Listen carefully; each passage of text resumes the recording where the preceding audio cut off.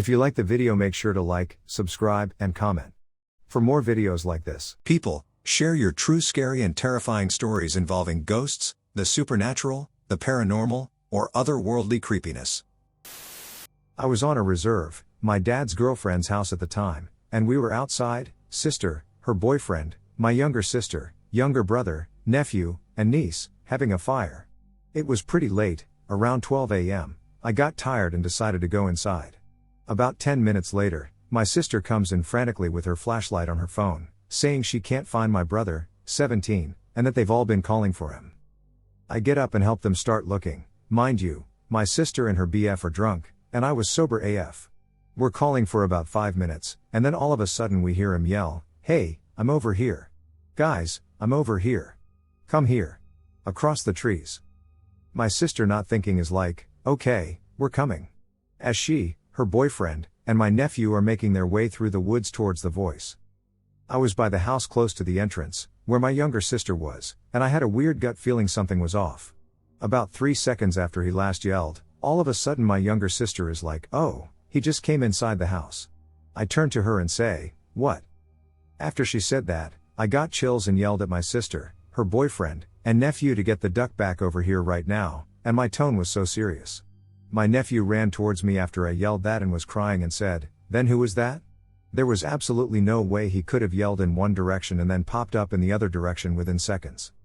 He's always been a quiet kid too, which was also weird because he didn't even let us know he was coming into the house. I only knew because my little sister told me. I even confronted him and asked if he yelled, and he said no, he just went for a walk along the driveway. About an hour after all that happened, we started hearing all these dogs from different houses barking. They always do that, but this time they were all chasing something. They chased it at least a couple of km out for about an hour. Now that was some of the weirdest, scariest shit I ever witnessed. When I was 11, I went on a tour of an old War of 1812 fort in Canada where 80 plus died in a battle there. There was a small building with a dim light on with a reddish tone. I was with my mom, and in the window of a building was a tall shadow with clear head and shoulders and what looked like a faint black mist surrounding it. It was a fairly small building with nothing inside. The group on the tour went inside and saw nobody in there. This tour was only about history with ghost stories thrown in, no people popping out at you or anything like that. We looked around, and I noticed that the red light was gone. The only light that was in that building was the creepy old lamp the guide was holding. It seemed my mom and I were the only ones who saw it. There was nowhere for anybody to hide in that building. We told the guide, and he sounded interested and said he hadn't heard of it before. It was my first paranormal experience ever, and I remember it so vividly. Even though I'm 14 now, I'm still interested in the paranormal and will do ghost hunting soon. So I have had a few intriguing events, but I'm just going to talk about the one that scared me the most. So I had just gotten home from high school. I walked into my living room and sat down at the table and immediately began working on this school project so I could actually have some time to relax. Now where I was working, I was in view of my bedroom door, which I had left open from earlier in the day. So I began working. It was comfortable and quiet. Then I heard a light creaking sound coming from my bedroom. I didn't think much of it. I thought it was probably my dogs moving in and out of my room. I continued working, and then I heard that same creaking noise again.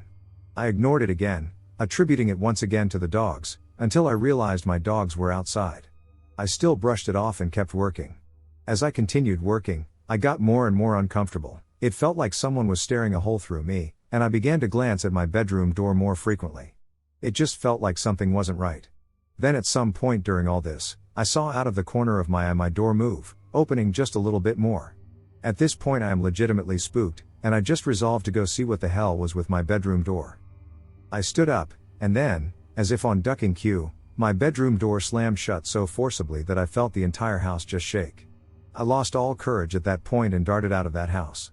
I managed to stop myself outside and calm myself down. Right as I calmed myself down, I heard another loud bang coming from inside that house. I then just run to the garage to get my dad. I tell him what happened, and I can tell he's skeptical, but he agrees to check the house with me. We check the house, and of course there is nothing there. Then we check my door. There was now a giant crack in the door. I experienced a few other things, but this one terrified me the most. I grew up on a farm with a long dirt lane as the only way in. I have always enjoyed walking up the lane because it was so quiet and peaceful. There were a few newer houses back the lane, but most of the time, I was completely alone. When my grandmother was diagnosed with cancer, my mom had a double-wide trailer put in for her at the top of the lane so she could help with her care. Grandma planted her last live Christmas tree beside the trailer and babied it. Something funny. After she died, my brother bought the few acres her trailer was on and built a house there, being careful not to hurt Grandma's tree. I was out walking one morning and passed a strange lady walking a dog and said good morning. The lady stopped and looked at me for a second and said, "Your grandma is here." I was confused, but I assumed she must have known her and didn't realize she had passed. I told her that I was sorry, but Grandma had passed some time ago. She stared at the pine tree and said, "No, I mean that she is here."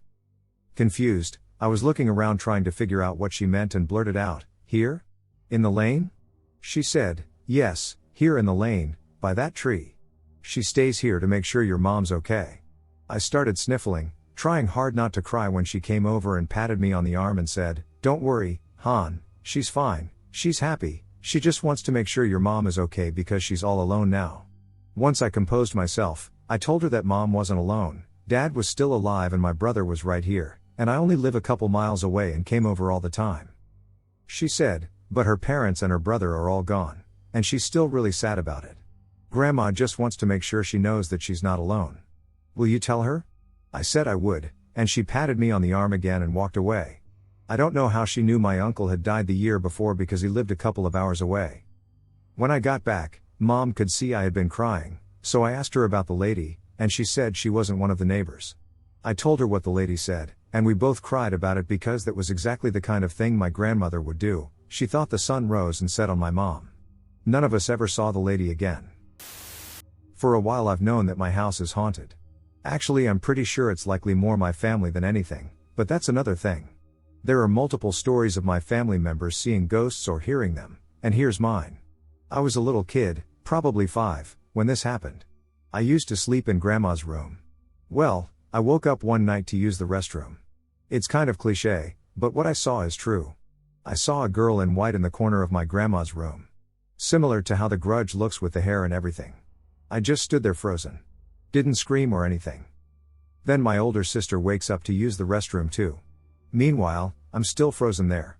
Then when she comes out, she stands frozen too. Now we both see the girl. My sister asks me if I see it too, and then I'm even more scared because I realize it's real. I don't remember what happened after, but I remember my sister telling me to ignore it and go back to sleep. I don't even know how I did. I'm 17 now, and when I and my sister remember what we saw, it's very different. Like I said, I saw the girl in the corner of the room. I'm a bit freaked out about how my sister remembers it because she says that when she saw the girl, it was on top of my grandma. I haven't seen the little girl since. I have more stories of my own and some of family members. That wasn't the last thing I saw in this house. Freaky true story.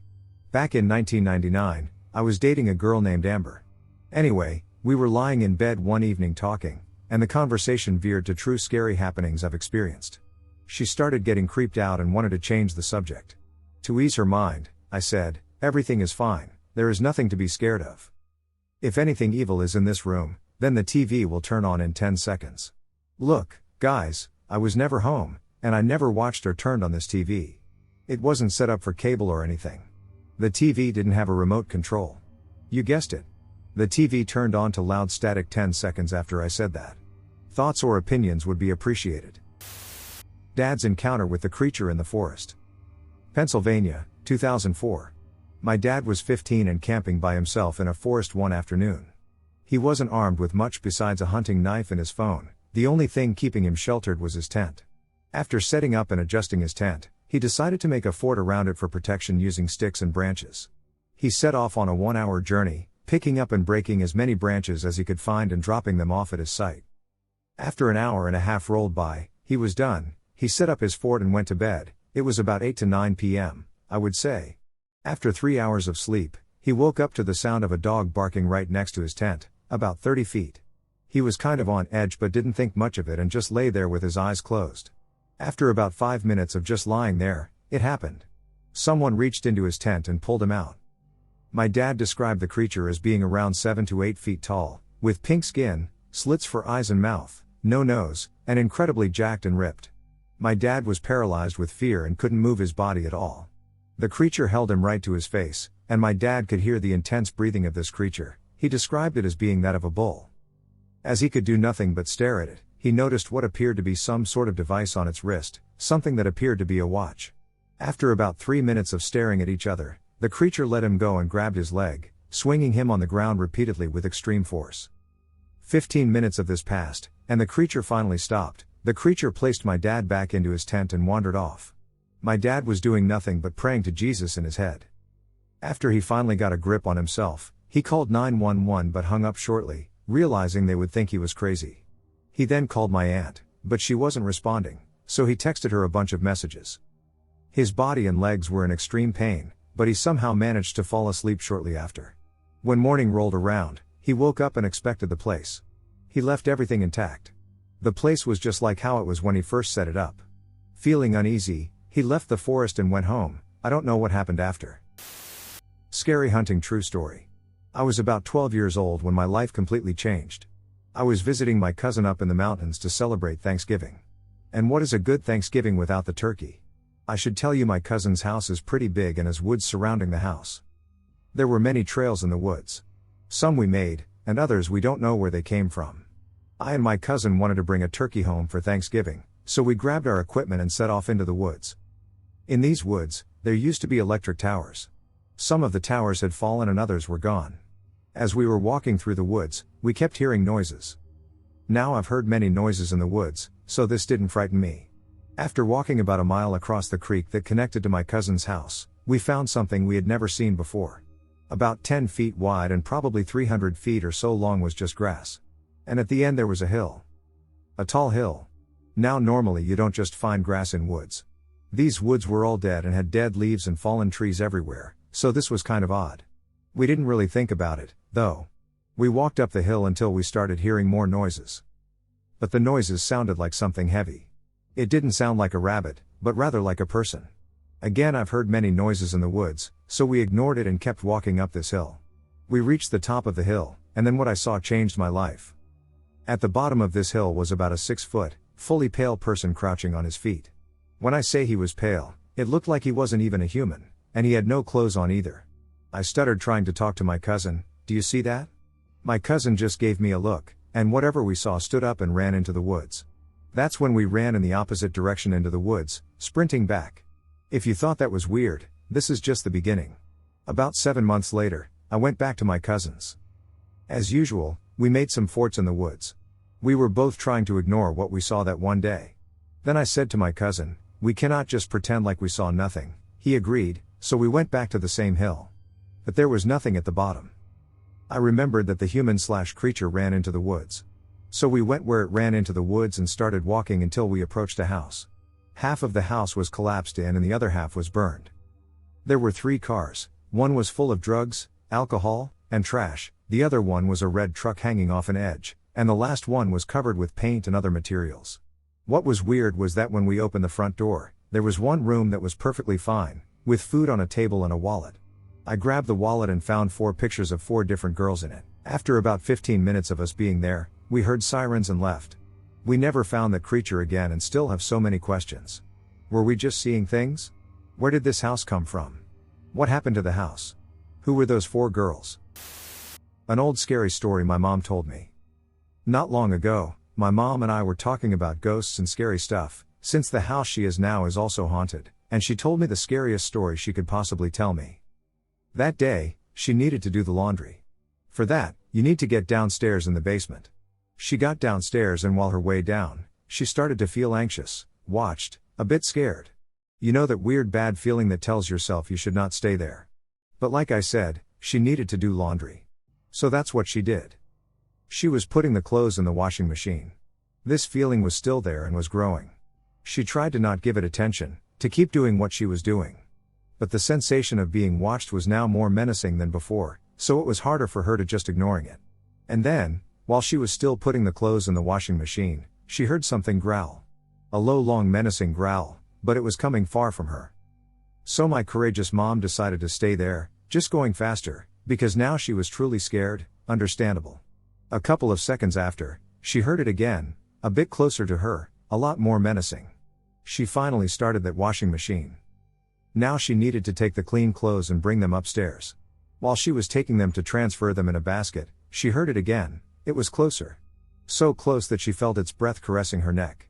In panic, she, finally, decided to just get upstairs, getting out of the basement. Not even after she got to like the third step, she felt something grabbing her foot, not exactly, but you know. She almost fell at the hold, and again, she heard this growl. Luckily she didn't fall, so she kept going, faster, scared. Then, not even at the half of it, she suddenly lost her breath. She described it like someone is strangling her, just without the feeling of hands around the neck. And she also felt like a hold on her, making it harder for her to step upstairs. It was like someone was pushing her, forcing her to get back in the basement. She fell at that sudden hold she felt. Without air, she literally needed to crawl upstairs. Plus, she was pregnant at the time, so just imagine how much harder it was to crawl and get out of this situation. She finally reached the door, and she said as soon as she passed that door and closed it, her breath came back immediately, and she was no longer feeling this weird feeling and this sensation of being watched.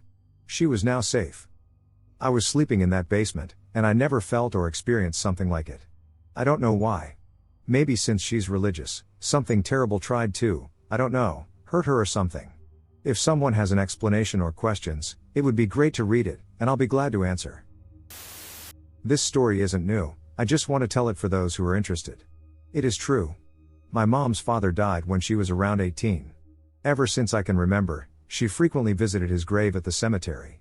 She would decorate his grave, visit it, and so on. When I was too little to be left alone and my dad wasn't home, she would take me with her. Ever since I can remember, I have hated that cemetery. Being there always made me anxious, scared, and gave me bad vibes, or whatever you want to call it. I would always refuse to get out of the car at first until inevitably being alone sitting in the car got too scary, so I got out. The grave isn't far from where you'd park your car on the pathway thing, so I could get out and join my mom easily. Because of this, there's a tree nearby, between the graves and the road. Getting out of the car always made the feeling worse, even if I was with my mom. I couldn't wait to go home. This continued for years until a few years ago, around the age of 16, when my mom told me a story that genuinely left me in awe.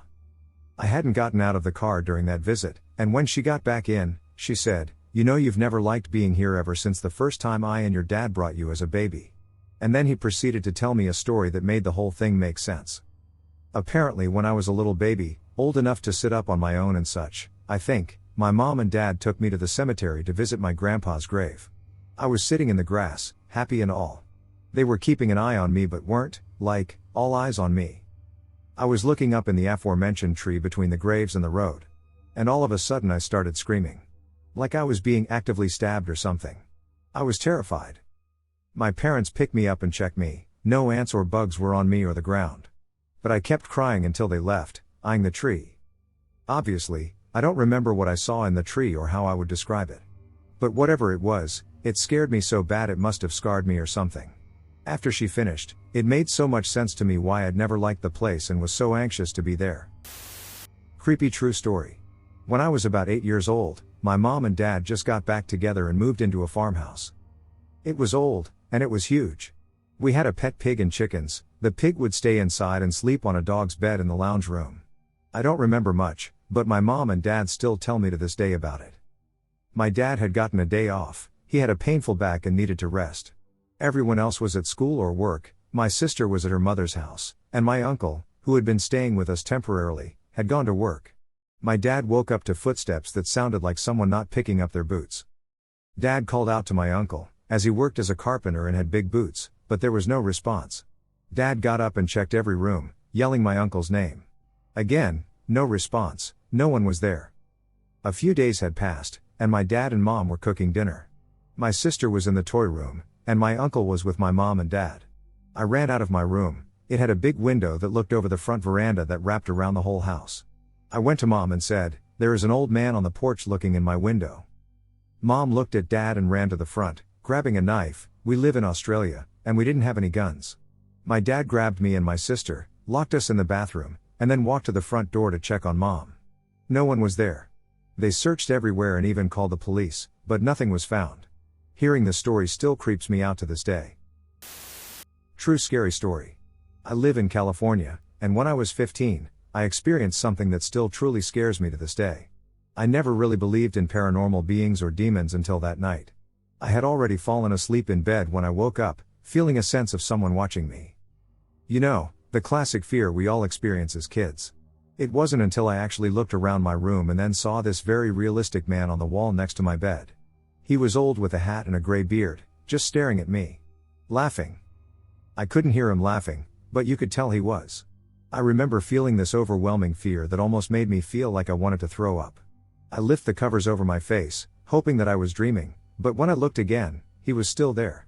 I was so scared that the only thing I did was roll out of bed, crawling on the floor to the living room where my mom was. I told her that there was something in my room, and as every other adult would do, she told me I was just dreaming, and there was nothing really there.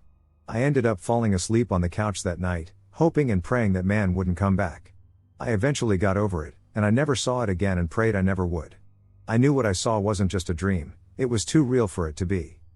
Flash forward for about 20 years, I've been a mother to 2 kids and happily married. This one night my oldest son woke me up in the middle of the night completely frightened. I asked him what was wrong, and he began to tell me that there was something in his room. I looked at him confused and just assured him that he had a terrible dream. It wasn't until he described what he saw to me that I realized it wasn't a dream. He told me he saw this old man, an old man with a hat and a beard, laughing at him. Just laughing. He said he couldn't hear him, but he knew that the man was laughing. He quite literally described the exact same thing I saw. Then it clicked, whatever he saw followed me here, like a demon or spirit who wanted something. I never told him what happened to me, and I never will. I didn't want to scare him, so I just told him he just had a nightmare, and he went back to sleep, not complaining about it again. I'm not sure if you guys are religious or not. But I'm Christian, so I prayed around my entire house, telling God to take whatever followed me here away. After that I never saw that man or thing again, and I hope I never do. This is something that will forever scare me, and I hope none of you ever experience this. About 7 years ago I was in high school, and one night I decided to go to a small party at a close friend's house, who lived at West Gilgo Beach on Long Island, New York. This will be important later. It was fun at first, but eventually his parents came home and threw us all out for drinking in their house. At that point we probably should have just left and made our way back to town, but being stupid teenagers, we decided to keep the party going over in the surrounding scrubland. A lot of fun was had by all until somebody called the police on us for making too much noise, deservedly so. Once again, like foolish teenagers fearing arrest, instead of apologizing to the police and continuing on our way, we chose to disperse and flee in various directions. I was with a group of 2 close friends when I ran away, and we probably made it about 2 miles before it dawned on us that nobody was chasing us and we were totally lost. Now those of you who have only heard of Long Island from pop culture references or a certain puffy white-haired medium would probably not know that there are large stretches of the island that are almost completely undeveloped and pitch black at night. West Gilgo is one of those places. We stumbled around in the dark for what must have been about an hour to an hour and a half, trying to backtrack before deciding it was useless and that we would just wait until it was light out to continue, so we just got together, sat down in an area that resembled a clearing, and checked each other for ticks. Not 5 minutes later we heard the sound of somebody clearing their throat not 10 feet away from us. We shouted hello at the sound and tried to explain that we were lost but got no reply. After trying again, we still got nothing, so we decided that it must have just been the trees or our imaginations. That explanation seemed adequate for about 10 minutes when we saw what I can only describe as a glowing green ball slowly hover from out of the denser wood over to us before disappearing right over my friend's head. This glow was not from a lightning bug or any other source I have ever seen previously or since. At this point we were really freaking out and trying to make sense of what the hell that was when things got even weirder. Not 10 yards away we heard what sounded like a woman yelling hey, so naturally we yelled hello back, hoping she would be able to give us some assistance. After we yelled, she yelled back, and the sound got closer and closer until it came from right in front of us, but nobody was there to make it. At this point we all bolted and ran as far as we could away from whatever was calling to us, and as we ran, we heard what sounded like another voice screaming, more desperately, no. This voice seemed to follow us until we hit a stretch of highway and followed it down to a public beach, where we called a friend to drive us to our cars. I've never talked about this before, even to my other friends who were there. It seems like we all have a kind of silent agreement never to speak of this and pretend like it was just our collective imagination, but I know it wasn't. Now you're probably wondering why I mentioned this story took place at Gilgo Beach, Long Island. Well, shortly after this story took place, the bodies of as many as 16 women were found strangled and dumped near where my friend lived, and we partied by one of the most prolific uncaught serial killers of modern history. To this day, that was my only paranormal experience, and I often wonder if what I heard was the shouts of his victims or something completely natural. Okay. In August 2001, my two friends and I decided to celebrate going off to college by all smoking one big spliff one last time. We decided to climb on the roof of a 2-story building on the main street in our small Midwestern town. I had been doing a lot of stargazing that summer, so I think I suggested it. The family owned the building. It was warm, and knowing that we would have cotton mouth, the condensation dribbled down the sides of our 64 ounces fountain drinks purchased moments ago. We had to walk through the old abandoned building up a huge set of stairs to the subroof. Street light seeped in from the windows and lit this shadowy stairway. When we reached the subroof, we fumbled around in the dark before finding the ladder and resting it on the sides of the second story. One by one we went up the ladder, careful not to drop the drinks. Once we reached the main roof deck, we all sat down in and lit the blunt. Starry night, no moon. It was blunt, like so many others smoked that summer. I took huge drags at first in my anticipation of this event, but just as was always the case, by the time the blunt was half burned, I was anxious and already thinking of ways to tell the other two that I didn't need any more. The other two kept smoking until the friend to my left, L, said he was done. The friend to my right, R, took one last hit and put it out. With it put out, we all lay back and looked for shooting stars and spoke fondly of the future. About 45 minutes later we saw a brilliant green shooting star. It came from the south, heading north. I shouted, "Do you see it?" The other two said yes. We all said wow. But it didn't fade away. It just kept going, and then it made a Z. When it was out of view, we all gasped at how amazing what we had just witnessed was. What the duck was that? It did a zigzag. We all just kept lying there, hoping it would come back. About 20 minutes later, it happened. This time it came from behind us. I need to note that my account and L's account differ wildly. I would not talk about it back then and still will not talk about it all these years later. It's helpful if you're familiar with glow sticks at night. A glow stick in the pitch black will leave a stream behind it if you move it quickly. So here we go. A bright light comes from behind us and travels about 30 feet away. Imagine a pink glow stick and a green glow stick at either end of a white glow stick. Like a white baton with a green end and a pink end. The baton is probably 20 feet in length. It's approximately 10 feet off the roof. The green end and pink end are whirling in all directions so that it's kind of making a pulsating ball of light. White in the center and streams of green and pink all over. No one said a word, we just watched. I remember thinking to myself, who's doing this? Oh, no one is doing this. That's a weird thought to have. After about 20 seconds, it lifted up and floated away from us and went over the edge of the roof. As it went over, it now looked almost like a glowing wagon wheel. The spokes are white with green and pink forming the circle. Then bam! Stream of light out into the sky and gone. We stayed there for about 2 more hours, hoping it would come back. It did not. I never understood why I won't talk about it. Like, not a damn word. Amazing, and I'm glad I was there to see it. True cabin paranormal story.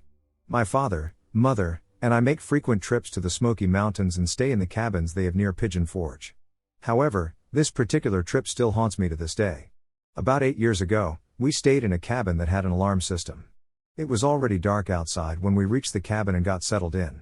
We set the alarm and thought we should watch a movie together. While we were watching the movie, the security system alarm went off. The alarm was only to go off if a door was opened. We checked the cabin top to bottom to find nothing out of the ordinary. The next morning we called the company that rented the cabin to us to have them check out the alarm system. Someone came and checked out the system and said that he has been called out to our cabin multiple times within the past month with the same problem. Since it's only the first day at the cabin, I am already feeling a little creeped out. I noticed that there is a book on the table that guests can sign and talk about how much they love the cabin. As I was reading more and more stories, I noticed that many of them mentioned feeling unsafe, and some even mentioned that they found wet footprints on the deck where the hot tub is. I told my family about these stories, and they told me they are just trying to tell scary stories and get other guests spooked. I agree with her and go about our day. The same night, we go to bed like normal. My father slept in the basement of the cabin, I slept on the main floor beside the kitchen, and my mother slept on the top floor. My dad snores so loud that we all sleep far away from each other, including my mom. It was about 2 a.m. in the morning when I was woken up by the fridge door closing. I looked at the bright light from the fridge that was pouring into my room through the crack underneath my closed bedroom door. I noticed that the light would come and go as the fridge door seemed to continue to open and close. I assumed it was one of my parents leaning on the fridge door trying to decide what they wanted to eat for a late snack. However, I felt weird and didn't even consider getting out of bed to join in on the snack. The fridge light disappeared slowly and I heard footsteps walk away from my bedroom and head in the direction of the steps to go up to my mom's room. The footsteps seemed to stop for a second, then started the trip up the stairs. All of a sudden they stopped. I assumed that it was my mother, and she made it to her room, so I fell back asleep. The next morning I wake up and go directly to my mom and ask what she decided to eat last night. She looked at me and asked, "What?" I told her that I thought she was at the fridge last night opening and closing the fridge because I heard her go back upstairs after a while around 2 a.m. She looked at me and said, "I thought that was you. At this time in my life, I was known to sleepwalk every now and then. I saw you standing at the top of the stairs last night around that time. I assumed you were sleepwalking because you looked at me and went back downstairs." So at this point, I start to freak out and become sick to my stomach. The rest of the trip, I slept with my mother on the very top floor. I didn't experience anything else the rest of the trip and never went anywhere alone. A couple of months go by after our trip when my dad tells me he was looking to rent another cabin for a trip, went to go look at the cabin that we rented the last time, and found out that the cabin had been closed and was no longer available to rent. Out of curiosity, he did some research to find out that many guests experienced something in that cabin.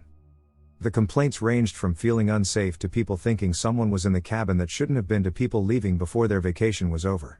I am not sure what my mother and I had experienced that night at the cabin, but I now know that we aren't the only ones that went through something similar.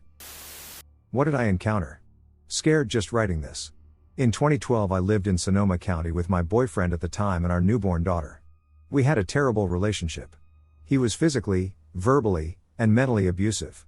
Our relationship was infused with an abundance of negative energy due to his extreme abuse.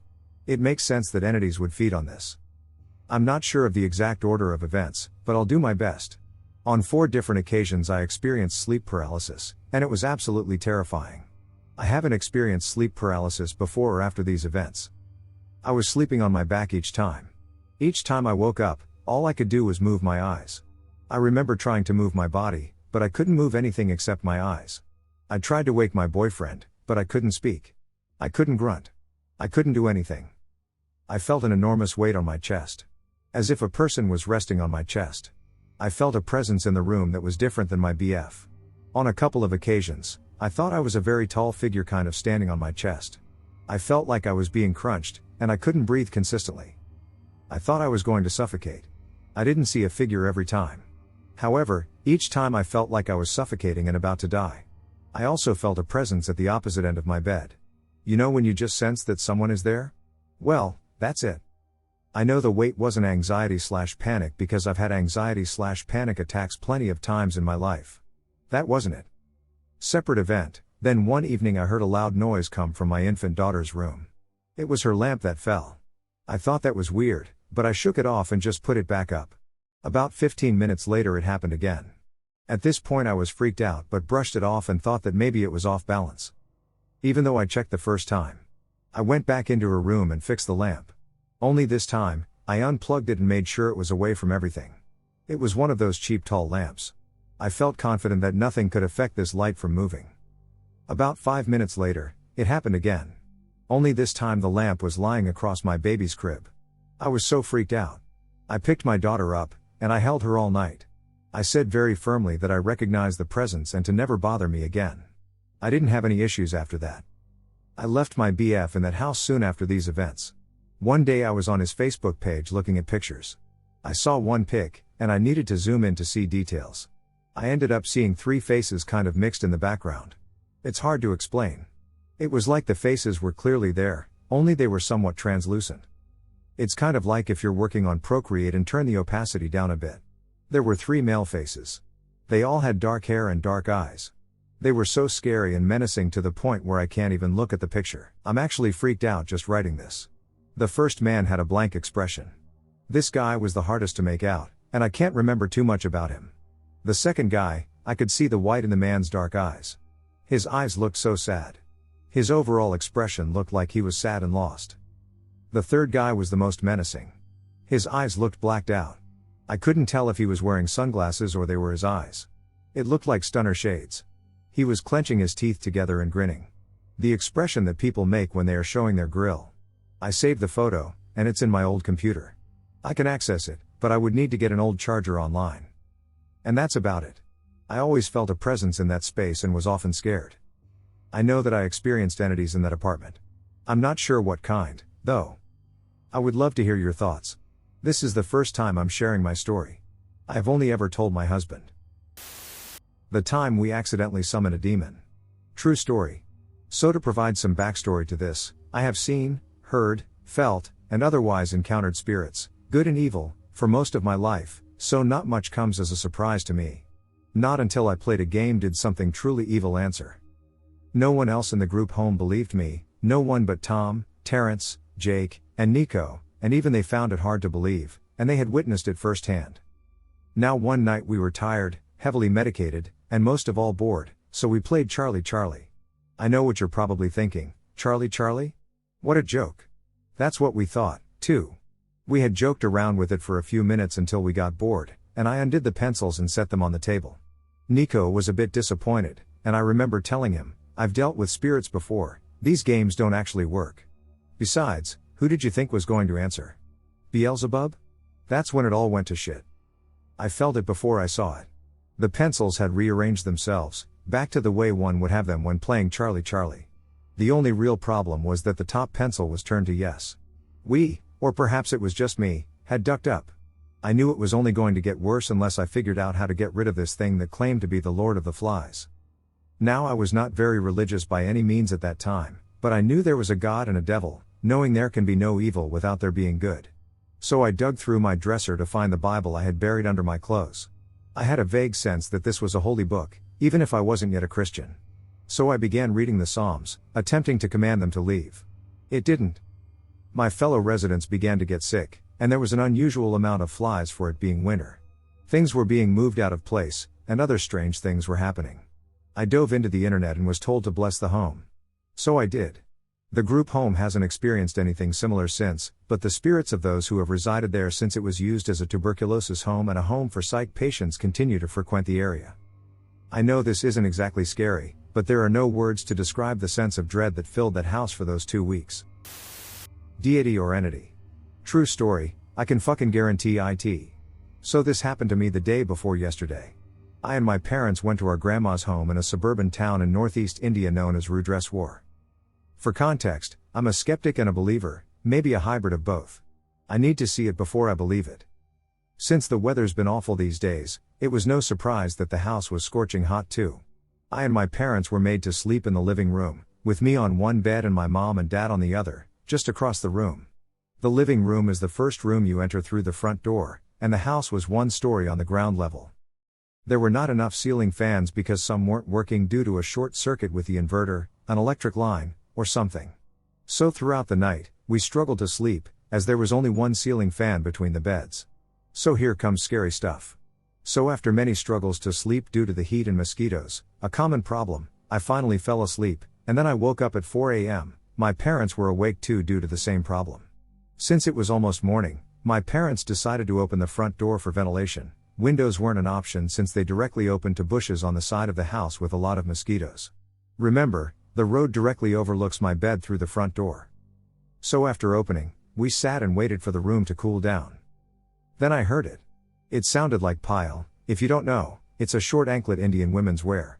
I didn't pay attention to it, as I have heard this sound before when I wake up at midnight. I don't know why I didn't pay attention. Maybe I was feeling asleep. The sound went from the front yard to the left side of the house, and it repeated as someone was walking. It sounded like 1 pile on 1 leg, not a pair on both. So after 5 minutes of this, my mom called me to sit on the couch and not on the bed. There is a rule in India that if you come face to face with the paranormal entity or whatever it is, you will have a bad night. So no one wanted to check it out. So I sat on the couch, and my parents were discussing it. I and my dad said that it might be a bird or an insect, but my mom wasn't buying it. She said that she had been hearing these sounds since she was a child. I have heard my grandma say this before too. Note that my grandma and baby cousin sister wore pile alone and were asleep when I checked. After a period of approximately 15 minutes, the sound finally stopped. I can assure you that this was not a coincidence. Suddenly, the sound of insects, nature, etc., could be heard. Let me tell you that my grandma and others also pointed out that the thing has been doing this for many years, and the route is from front to side or front to back. It's not a regular thing, but it isn't that rare. As mentioned earlier, I have heard this sound before, but I always ignored it, maybe because it's not scary. But after this incident, I definitely have a different perspective on this thing. My family members believe it to be a deity, or at least a good entity. I also share this belief because it didn't pose a threat. As per my speculation, I can't explain it. You have to be in my position to understand. In that house I had a weird thing, seriously, an effing weird thing happened to us. I don't think it was an insect, a bird, or even a snake because they don't just roam around in the same path, and the sound of an anklet, pile, is too distinct. I was able to see the front yard and even the road from my bed clearly as it was almost morning, so there was some light in the sky, and the porch light is on to distract mosquitoes from entering the house. If someone had come to the front yard, I would have seen it, so it wasn't a prank, and I can't explain the sudden boom of sounds of nature after the incident. I think it was more, which is rare for me. I wonder what would have happened if we opened the window. Back when I was in my mid-teens, I was living with my aunt, and the basement had flooded at one point. We had a serious mold problem. My aunt decided that she would just gut the whole basement and refinish it while fighting the mold. During that month that work was being done, strange things happened around the house. I had to cross a T-shaped hall to reach the bathroom. One night I was headed to the bathroom and happened to glance down the long hall into the living room, and standing just out of the moonlight was a human-shaped shadow. I just dismissed it as an overactive imagination and a love of horror movies. But on my way from the bathroom, I couldn't help but stop and stare. The more I looked, the more the shape took on the appearance of a man holding a cane and wearing a bowler hat. I ran to my bedroom, trying to convince myself that if you stare at something long enough, your mind plays games, but I was creeped out. I saw that shape for nearly a week, and each night I tried to explain it away but couldn't find a reason that really worked. There was nothing in that corner during the day, and nothing in the room was tall enough or had such a distinct human shape. To make matters worse, it seemed to watch me as I walked across the hall each night. It was suddenly gone one night, which freaked me out almost as bad as seeing it every night. When I started seeing it again later in the month, I figured it was me being paranoid, or it really was a ghost and likely a family member who meant me no harm. I saw it a couple more times after this realization, but it hasn't come back since. Also, to put the extra creepy cherry on top, during the same time period, my aunt was seeing shadows around in the basement. She even had one lean over and peer into her face while trying to sleep. Back in 2008, I experienced something I never did before or since. I'm only 22, so this happened to me when I was 7. I've remembered this for years, and nothing before or since has happened to me. I don't even think it was sleep paralysis. I was fully awake whenever this happened, and I was able to move my body completely, but you can give some insight into what you think. Demons? Sleep paralysis? Ghosts? Anyways, when I was 7, I, my mom, and dad, who are divorced now, used to live in this little gray house from 2007 to 2008. It was actually pretty adorable looking, but my parents used to fight in it all the time, which seemed like it only started whenever we moved into this house. Strangely, prior to moving into this house, my memories of my parents' interactions were primarily positive and did not include the significant amount of violence that occurred between them. It could just be that I don't remember their fights that took place before we moved into this house. However, I have a really good memory of everything else that's really specific during my childhood before that. Such as our trip to Disney World that we took in 2006, I specifically remember no fights between my parents happening the entire time we were there. I can even remember the Kodak cameras my mom used to take pictures from back then, a white Disney-themed t-shirt that I remember wearing for the majority of our trip to this day, seeing lots of lizards, me wanting to visit this one fake talking tree that had a face down there every day, etc. I have a pretty good memory that's vivid from 5 and up. I even remember the specific apartments that we used to live in next to my mom's parents, my grandparents, before we moved into this house. My experience I'm going to talk about took place in it. My mom has always said my dad always was violent and had anger issues even before I was born when she met him, which I believe since to this day he still has outbursts of anger. However, nothing I remember was as bad as the fights that happened between him and my mom whenever we moved into this house back in 2007. There would be screaming matches daily between my parents, which I would remember yelling at both of them to stop. My dad would also constantly go out drinking around this time period and come home frequently making scary threats towards my mom to kill her, and he would sleep with weapons, which he threatened my mom with as well. Around this time, I remember constantly feeling afraid and watched after my parents would tuck me into bed most of the time. What didn't help was they would always leave my door open, so I always felt like I was being watched by the pitch darkness between the hallway, my door, and at the other end of the hallway where our spare bedroom was. You could say it's pretty common for kids to be scared of the dark, but I haven't gotten to my main experience yet. It wasn't uncommon for me to wet the bed at this time and go wake my parents up to sleep with them as a result of my fears. On the night my experience happened, this was one of those many times, only I remember that my mom wasn't in bed, so I went to sleep with my dad. Can't remember exactly the reason why she wasn't. They might have already separated around this time in the year, or my mom might have been out. While I and my dad were in the middle of trying to lie down and go to sleep, I just remember that I couldn't fall asleep that night. I was lying down, and so was my dad, but I just couldn't sleep, and at some point, I remember Dad's little TV that he had in his room flashing blue and making a static noise. However, I remember I told my dad this, and he didn't believe me and told me to go to sleep. Eventually, after a few minutes, I started noticing what looked like these creatures to the right side of me, one waddling on the bed towards me and some to the right of me on the floor. The one of them that was on the bed endlessly waddling towards me kept looking at me and turning its head to the left on repeat. Two of the same creature were on the floor, standing to the right of the bed, doing the same thing. They all resembled penguins to me, or a weird penguin-crow mix. All three creatures seemed to be made of pure static. You could make a beak out of the body shape, as well as wings, however, I can't remember what their feet looked like exactly. Simultaneously with seeing them, I was also experiencing other unexpected sensations in this room, such as the sensation of black worms crawling on my body, which I can still vividly recall. To my left, clinging to the wall, there appeared to be an unidentifiable giant strip of a lettuce-like creature in motion, adorned with tiny, stringy tentacles on its sides and a purple mask in the center. This whole time I was telling my dad I was seeing some things, but I remember he kept saying he didn't see anything that was going on. I think he thought I was just fighting sleep, but I was genuinely seeing things, and at one point I tried waving my arm towards this waddling creature's body, but it just went straight through. It all lasted for about an hour, from what I can remember, before they all slowly started to disappear. To this day, nothing similar has ever happened to me since or before that incident, so I'm convinced I at least experienced interdimensional creatures myself. I later found out that whenever we moved into that house from my mom years later, every single couple who's lived there is apparently broken up, but I don't know how true that is. I also heard that the house was built on Indian burial grounds. What do you all think I may have experienced back when I was a kid? This happened a few years ago. I've shifted houses since then. My mom, sister, and I were at home, and it was like 7 in the evening. It was a late winter evening, and darkness was approaching quickly. Here, we were living in a flat on the 4th floor. So the layout was basically, in the hall, on the left, you had the wash basin and my room beside it, and on the right was my parents' room. So it's 7 in the evening, and I'm in my room, and there's some problem, and the electricity went off suddenly, and it turned really dark. Stop, telling her, "Why are you holding me? Get the phone. I need to change. Why aren't you replying? We'll get late." I'm saying all this over and over.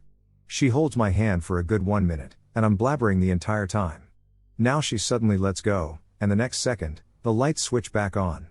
There is no one around me, and my mom's room is pretty far. I mean, no one can walk into her room in the split second the light switched on. My mom and sister walk out of there, all concerned, asking me what I was saying and how they were yelling over and over that they're trying to look for a phone/flashlight. When I was blabbering with the hand, it was silent. It didn't even seem someone was in the house with me. I thought it was a prank. I was terrified, and they swore they were in the room the entire time, together, and hadn't walked out in the hall even once. Scary, strange noise when hunting.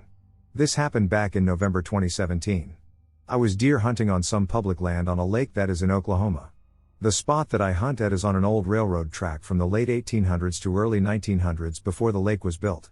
Along the track, you can find remnants of old houses, buildings, wells, and things like that. There is a small creek that runs along the edge of the railroad track. Across the creek is an old town where everything was demolished in the process of creating the lake. There is even an old abandoned cemetery in the woods near the town. There are not many houses anywhere near where I hunt, just woods for miles and a few houses on the border of the public land. So, now that you know the lay of the land, I will get on to the story. I am a 16-year-old male and have been hunting basically my whole life and have had many strange occurrences happen when hunting, so I don't scare easily. I hunted this particular spot for over 4 years at this point, so I know the area well and can quietly get to my stand without being noticed by the game. This particular morning I wanted to be in my spot extra early. I got up about 2 hours before legal shooting time, got my gun and gear, and started the walk to my stand. I had an uneventful walk to the railroad track, but when I got there, I started hearing it. When I got to the track, I had about a 400-yard walk to get to my stand. When I first heard the noise, I immediately got chills. The noise was a very loud, whistle-type noise that lasted for about 1.5 seconds and occurred in about 5-second intervals. And guess where the noise was coming from? You guessed it. Straight toward my stand. I stayed where I was for about 5 minutes, listening to the sounds. At this point I found that the noise was coming from past my stand. So I, being the avid hunter I am, decided to risk it and go to my stand anyway. I slowly worked my way to my stand, stopping every few steps and listening, then continuing on. Finally, an hour before light, I make it to my stand and climb into it. The noise is still going, even louder now. I sat for a while taking recordings of the noise on my phone and researching what it could be. Now it's about 10 minutes before light. I hear the noise once in the distance where it had previously come from, then I immediately hear the noise on the hilltop less than 100 yards from me, and then complete silence. That was the first time hearing any noise like that before when hunting. And before you go saying it was something blowing in the wind, there was no wind that morning. None at all. There are no oil rigs in the area, either, that could have made the noise. Does anyone know what this could possibly have been? I have a Native American friend that I showed the recording to, and he said it sounded like a Native American flute, but I'm not sure. When I was in college, I moved into a house with 4 other girls my senior year. I had known several different people who had lived in the house in separate years before and who had all claimed it was haunted. When I and the other girls were selecting our rooms, I drew for the basement area, which was incidentally where most of the haunting stories occurred. There were several creepy factors about the basement, other than just being told it was haunted. For one, there was a small entryway leading to a door out, and there was just an old, out-of-tune piano in there. I was always convinced I'd be woken up hearing it playing. Thankfully, this never happened. In the bathroom, there was a carving in the wall directly across from the toilet that read, "She knows I've been bad. She won't let me forget. She won't let me sleep." People I knew reported seeing a female figure standing behind them in the bathroom mirror. There were also 2 separate rooms and a closet in the basement that were all locked off, and I couldn't access them, which is creepy enough, but most likely my landlords were just using them for storage. The actual basement itself was L-shaped, and the area where my bed was in the bottom part of the L, meaning I couldn't see much of the space while I was actually in my bed either. Anyway, the first night I moved in, I couldn't go in the room by myself, especially at night. I would just feel uncomfortable, I guess. Maybe this was because I had heard rumors of it being haunted, but it was still unsettling. I went to a crystal healing shop and bought sage, and I saged the entire house methodically as it had been explained to me how to do so to get rid of negative energy. I asked a friend who lived in the basement a few years prior how I should handle the situation, and she said something along the lines of, "The ghost is mostly benign. Just ask her to not show herself to you if it freaks you out too much. Tell her you mean no harm, and you should be fine." Although I felt a little ridiculous, I verbally stated, "Hi, I'm living here now, and I don't want there to be any trouble. Please don't show yourself to me. I'm not here a lot, so you can feel free to roam and do whatever when I'm not around." All was good and fine for a while until I started coming home and or waking up to various objects in my room being turned around. I had a gigantic Ciroc bottle cut out and came home to it facing the other way. I had a box of hair dye on my desk, and I came home to it being turned around so it wasn't facing out. This also often happened with shampoo bottles, books, lotions, etc. I chalked it up to my own doing and figured I just wasn't remembering, or maybe that my housemates were pranking me. It was harmless, so I kind of let it go, even though it made me a bit anxious. Fast forward to about a month and a half before my lease term was up. Nothing too major had happened, and I joked with people that the ghost was my roommate and we got along. One week, my landlord held several tours of the house for prospective new tenants. I was never there during these times, so it didn't bother me. However, one night when I was sleeping, I heard a gigantic crash. Almost as if someone was breaking into my room. I immediately woke up and turned on my phone flashlight to discover that shelves I hadn't touched in months had inexplicably seemed to have come crashing down, dumping books that were on them all over my floor. As well as this, the shelves had also knocked my TV and other objects onto the floor, right at the foot of my bed. I was obviously really freaked out and went back to the verbal approach. I asked, "Can you please not do that? It scares me," and she went back to sleep. Nothing else happened, but basically, I think I was living with a ghost who didn't mind my presence cause we never got in each other's way. When she found out I was leaving, she was angry because she didn't know who would be taking my place and thus acted out as a result. Something really freaky happened to me and my best friend a couple of months ago. This was about a week before Halloween, so I was already on edge about freaky stuff going on, but I and my closest friend Xander were having a sleepover at my house, and my neighborhood friend Josh wanted to go outside around 10 p.m. and play hide and seek in the neighborhood. My friend Xander was seeking, and Josh was hiding with me. Josh's parents were very strict and never let him stay out this late, so after 10 minutes he got the call saying it was time to come home. Usually I walk him home, but tonight I couldn't because it's super late and I was still hiding from Xander, so I sent him off, and I walked to the end of the road. A few minutes after he was gone, I saw something standing across the road from me. I never really got a good look at it, but I got a good enough look at it. It was a bird-like creature. Its face was too dark to make out, but the body of it was massive, absolutely huge, and this thing had to be at least 7 feet tall. I didn't even really acknowledge it at first, and I looked away freaked out and realized I just saw something, and I turned back to look for it, and it had disappeared. I was freaked out but didn't think much of it. Then my phone started going off like crazy, and I checked to see who's blowing me up, and it's Xander, scared shitless, telling me he saw something and to regroup with him. We meet up in front of my house, and as soon as I see him, he is frightened, so much so that he can barely speak. When he does, he begins to describe what he saw in the woods behind my house, an extremely tall creature with glowing eyes and wings. Initially, I believed I might be hallucinating, but upon realizing that Xander couldn't have also been hallucinating and witnessed the same scene, we paused for a moment to regain our composure, then activated our phone lights and proceeded to investigate. I shit you not, minutes after we set out to go looking, we heard a woman scream bloody murder for help, and followed, after that, we heard an unearthly roar, not like something a wild animal could make. The unholy sound was blood-curdling. Needless to say, we didn't even have to say a word. I and Xander both looked at each other and dipped. We both ran faster than we ever have before. We were panicking, wanted to call the cops, but then realized how stupid we would sound. About 10 minutes later, we felt we had to do something. We didn't think it would be a good idea, but we went back out anyway. We had gone back to the woods behind my house and started searching for anything unusual. Seconds later, we heard twigs snapping. We started to regret the decision of coming back here. I then heard a low growl, and my fight or flight kicked in, and there's no way I'm going to fight some 7-foot monster, so I grabbed Xander's arm and started running. He got the message, and we ran back to my front yard and just kind of zoned out. No words, no blinking, nothing. I couldn't think straight. Seconds later, we looked in the woods we just ran from, and I know I wasn't hallucinating because Xander saw it too, that thing in the woods flying away. After that, we went inside, watched a movie, and fell asleep. The next morning, we were both still shaken up about what had happened the night before. Although we're closer than ever today and hang out all the time, when it's just me at home, I still feel uneasy, and going in the woods will never be the same. We never told anyone what we saw that night, not even Josh. I still go exploring, and I don't think I'll ever stop, but I can't lie, my worst fear is that one day, when I'm out walking with my girlfriend or just out alone, I'll see that same pair of red glowing eyes somewhere in the darkness, and that next time I might not be so lucky. I think something followed me home from vacation. I need some help identifying whatever the hell is here with me.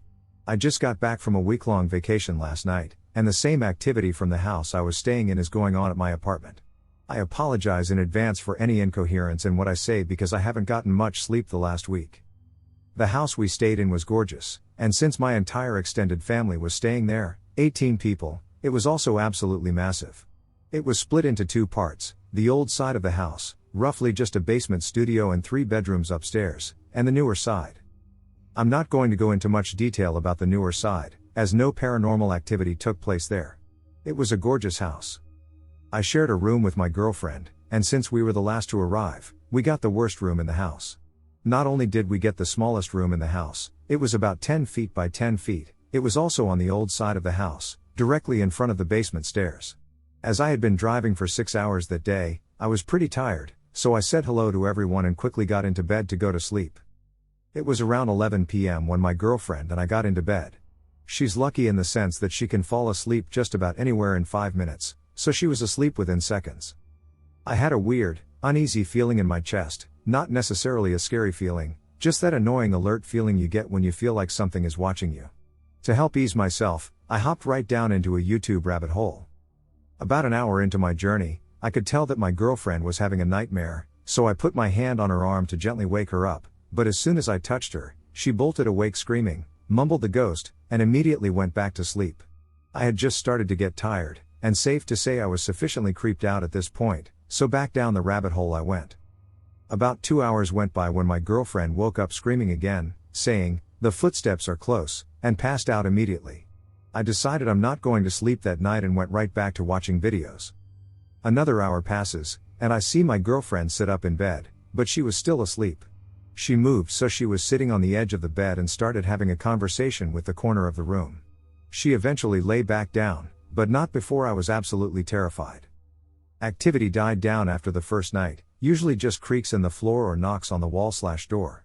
The only other standout event besides movement around the room happened on the second to last night when something sat down on the edge of my bed. My first thought was that my cat jumped on the bed, but I remembered I wasn't at my apartment and sat up just in time to see the indentation lift up off the edge of the bed. It couldn't have been my girlfriend, as she was on the opposite side of the bed and nowhere near where the indentation happened. Additionally, the bed I was staying in was extremely firm, making it difficult to push down that far into it. Fast forward one more sleepless night, and I'm on my way home. After a long day of driving, I got back and settled down with some Netflix. My girlfriend had plans to go hang out with her friends, so she was out for most of the night. I thought I'd finally get a break from the spooky stuff when my dog and cat both started tracking something around my apartment. The way their heads were moving, whatever they saw was moving fast. Now I've seen them track bugs before, but neither of them really focuses on it too much. They usually just huff and ignore it, but this was different.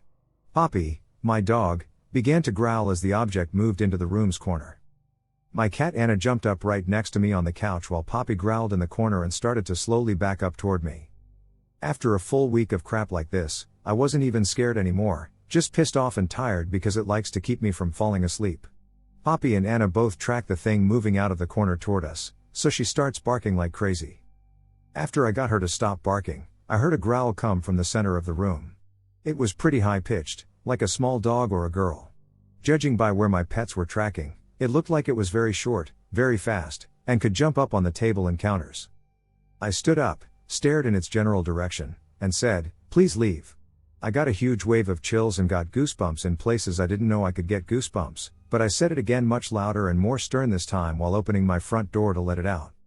Whatever it was got really upset. It didn't do anything, but I could feel a lot of anger. My pets tracked it moving towards the door, so I thought I was in the clear. About 2 minutes later, my dog starts barking at the corner of the room where the door is while my cat is on full alert, staring at the same place. At this point I just give up and hope it just leaves me alone since it hadn't been violent yet, just annoying. Poppy eventually fell asleep at my feet, and Anna had run into the other room, occasionally poking her head out the door to look in and immediately springing back into the room. I just gave up on dealing with it at this point. I put my earbuds in to block out the knocks on the walls and watched some YouTube. I decided to stay up until my girlfriend got back to let her know what was happening, but whatever it was, he took this as an opportunity to mess with me. I was lying on my couch and kept feeling something poking me every 5 minutes. Not hard, just constant pokes on my arms and legs and feet. After this went on for a while, it pulled up on my nostrils. Again, I just ignored it because I learned it just gets worse if I engage with it. Whenever something like this would happen, I could feel the apartment get much colder, despite my thermostat saying it was 72 degrees. After hours of knocking, poking, pulling, and the occasional arm brush, my girlfriend finally got home. The second she got through the door, I could tell whatever it was had left, as I had no uneasy feeling and there were no more weird noises, so I had one of the most restful nights I've had in over a week. I don't know if it's gone for good or if it will come back tonight, but I will share an update if anything happens. Any help on this would be greatly appreciated, as I don't know how to handle it. Other than the growl and the short but overwhelming sense of anger, it hasn't been violent or disturbing, just really annoying. Any help on how to identify or safely communicate with it would be greatly appreciated. In early summer 2003, I'm 15, and my mom decides to move us from a dense urban city in Texas to the middle of nowhere, Missouri. She moved us because she was afraid that her children would get into too much trouble in the city, and rural Missouri is where she grew up. Yes, I was wildly troubled, and I'm sure that this contributed to the events as I experienced them. My mom and my stepdad have always supplemented their income by flipping houses. My mom has a strong work ethic, while my stepdad prefers to work directly with his hands. I believe no one else could manage him as an employee. At his worst, he can be an abusive and disrespectful individual. Anyway, they bought a dilapidated farmhouse that was built in 1853, which had been inhabited by squatters up until the point that we bought it. There was graffiti on the walls that weren't destroyed, trash everywhere, mostly pornography and Reader's Digest books that had been mailed in throughout past years. The insulation was shredded up newspaper, which had been made home by mice and rats and whatever other critter could get itself in and get warm. For the first couple of months, it was mostly a deconstruction and trash endeavor. We had one of those giant bins that you can rent for large construction projects, and we literally had tons of waste. By the time the school year started, we were living in the house full time, instead of camping outside of it, and we continued to work on it as we lived there. I had a room on the upper floor, which I enjoyed because I could see all of the beautiful land that surrounded us as well as any vehicles that might come our way. We continue working throughout the fall and into the winter, replacing insulation, drywall, painting, carpeting, electrical wiring, plumbing, and everything. That winter was hard for me. I started noticing in September that every time I went into my room, the lights seemed to dim, everything felt disgusting and awful. My little sister had the room directly next to mine, and one time when it was particularly terrible, I asked her to step inside of my room and see if she noticed anything different. She did. She said that it was suddenly dark and dingy and oppressive, despite my bright and airy decor. We forgot about it, and I just kind of figured that it must be due to the lighting. I never felt comfortable sleeping there, but I just kind of dealt with it, knowing that it was just in my head. It's stressful moving to a wildly different place. Fast forward to December, every night, just as soon as I would fall asleep, I heard the sound of an item falling off my dresser or desk or from the wall and onto the floor. I could identify these objects by their sounds. Oh, that's my pen. Oh, that's my pencil bag for school. Oh, that's definitely my apple spice candle. It startled me every time, and when I turned on the light, everything was still in its place. Nothing had fallen. Again, I let it go as best as I could. The brain does crazy things as it falls asleep. Mid-December, along with the mystery fall sounds, I start experiencing the sensation that someone was walking onto my bed, like stepping onto it from the floor. I felt pressure on top of my blanket, I felt pressure on my pillow next to my head. The general feeling in my room has gotten worse. My sister occasionally made comments about just how dark it looked, no matter how many warm accent lamps I applied. It was around this time that I started sleeping on the living room couch, which my mom ignored for the most part. This did provide relief, as I was able to fall asleep on that couch without hearing anything falling as I fell asleep. After a while, my mom confronts me, and I confess to her exactly what I've been experiencing. She writes it off and makes me sleep in my room. It's now January, just after the new year. Now that I'm forced to sleep in my room, I'm absolutely unnerved, and I'm sure this only made it worse. I began imagining that I saw things in the reflection of the window glass at night, and by things, I mean a person. I feel as though someone or something is constantly telling me that I'm not safe. I feel pressure on my body when I'm trying to sleep. When I attempt to take a shower, I continue to experience touching on my body, accompanied by a pervasive sense of threat. Particularly upstairs, where the bedrooms and bathroom are located, I constantly sense someone watching me. This sounds like schizophrenia, and I am now convinced that I was hallucinating, even though I have not experienced any symptoms since. Contagious Banshee, True Story Scary Story. Okay, I'll start off by telling you that the first set of repeated occurrences in my story happened over a period of around 3 weeks, in February or March 2015. Usually, my friend and I would play Xbox online for hours at night after school because, well, that's what friends do. This night was no different. Everyone in my house was asleep except for me. We were playing GTA 5 and doing the typical Grand Theft Auto stuff, as usual. He was talking to me about something through my headset, which I don't remember, when I heard the loudest, most blood-curdling scream right outside my window. The only way to describe it is to imagine someone being burned alive or being slowly tortured. My room was in the basement, and I had the usual small windows toward the ceiling to put this into perspective. The scream lasted for a good 4 to 5 seconds, which doesn't sound like long, but the immense fear makes it feel much, much longer. I interrupted my friend to tell him I had just heard something absolutely terrifying, to which his reply was, "Oh, that's weird. I know what you're thinking, maybe it's a joke and he knows about it." Well, I don't have many friends, and they wouldn't do that. I mean, I could feel the scream inside me if that makes any sense. Anyway, I got mad because he didn't believe me, but then eventually calmed down and just forgot about it. About 2 days passed, and nothing really was going on that day since it was a Saturday. It was light out, and I went to take the trash out that was in the garage when I heard it again. That same Bloody Mary scream I had heard a couple of days ago outside and down the road sounded. It almost immobilized me with fear. Then, I shook it off and decided to find out what that was. I walked through the house and went to the front door. My younger sister was sitting on the couch listening to music, and I asked her if she heard that with a raised voice. She said that she did but didn't care. What was going on, I thought. Why did no one else feel any attraction to these instances? I opened the front door and looked down the road. No person on fire, no one lying in the road half dead. Nothing. Was I going crazy? I went back in the house feeling total confusion. Now fast forward, maybe a week. I was playing my Xbox alone now during the day, but I don't know which day. I had started to remember the screams and that I would be prepared for anything should it happen again when something interrupts my train of thought. I hear the scream right outside my window again. The fear this sound produces is unmatched, even though I was waiting for it.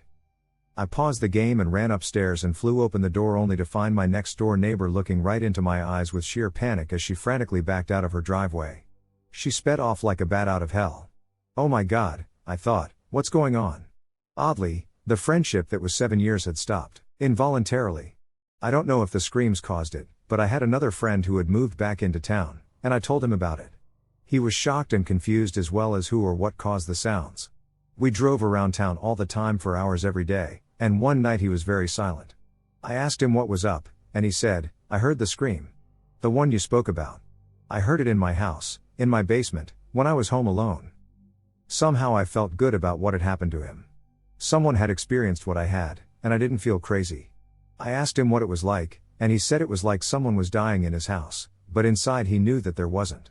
He said for him, the scream was a woman's voice. I didn't know what that meant, so I decided to look it up on the internet. I couldn't find anything, well, other than old folk tales of the banshee scream.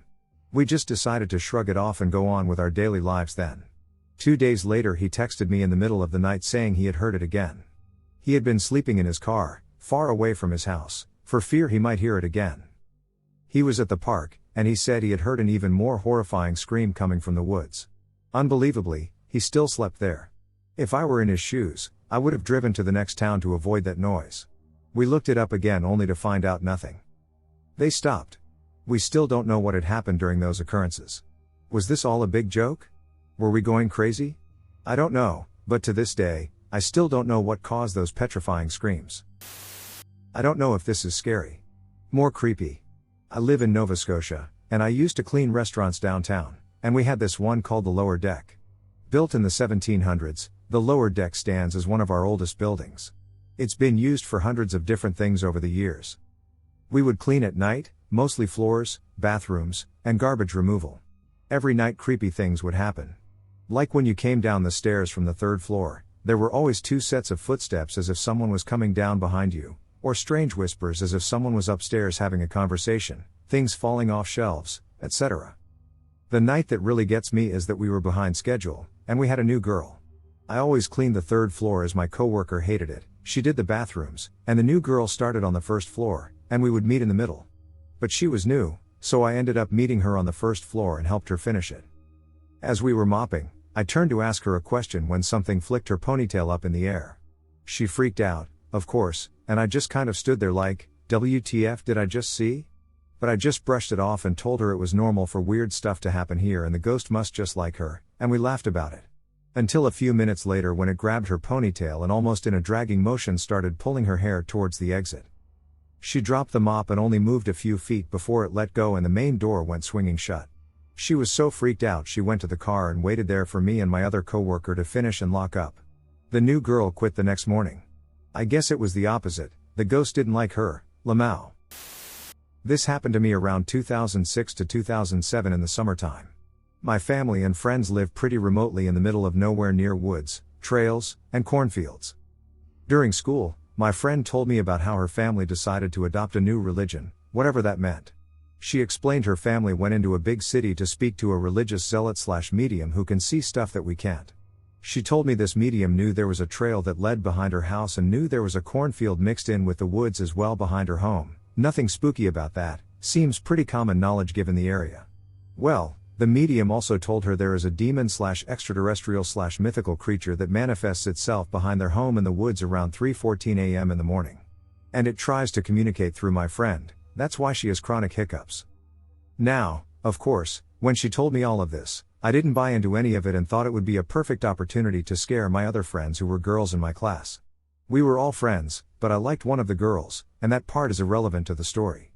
Anyway, so I explained the story to two of my friends, and we decided we would go out to the woods that night behind my other friend's house in hopes of seeing this demon or whatever. The girls drove their car over to my house because we could walk to the trails from there with no problem around 2:30 a.m. It took us about 15 minutes of walking to get to the location. The way the trail formed was pretty spooky because the trees kind of hooked over us, forming a tunnel of leaves and limbs. It was extremely clear that night, and the sound of insects and wildlife was very prevalent, so it wasn't that creepy. Time goes on, and I'm sitting on the ground, and one friend is playing on her flip phone, and the girl I like was talking to me. 3:14 a.m. rolls around, and I start taunting whatever this thing is, and I start throwing rocks in the cornfields and fast woods nearby. About 5 minutes pass, and we decide to head back. No longer did it take for me to stand up and take 3 steps, everything around us got dead silent. No crickets chirping, no movement.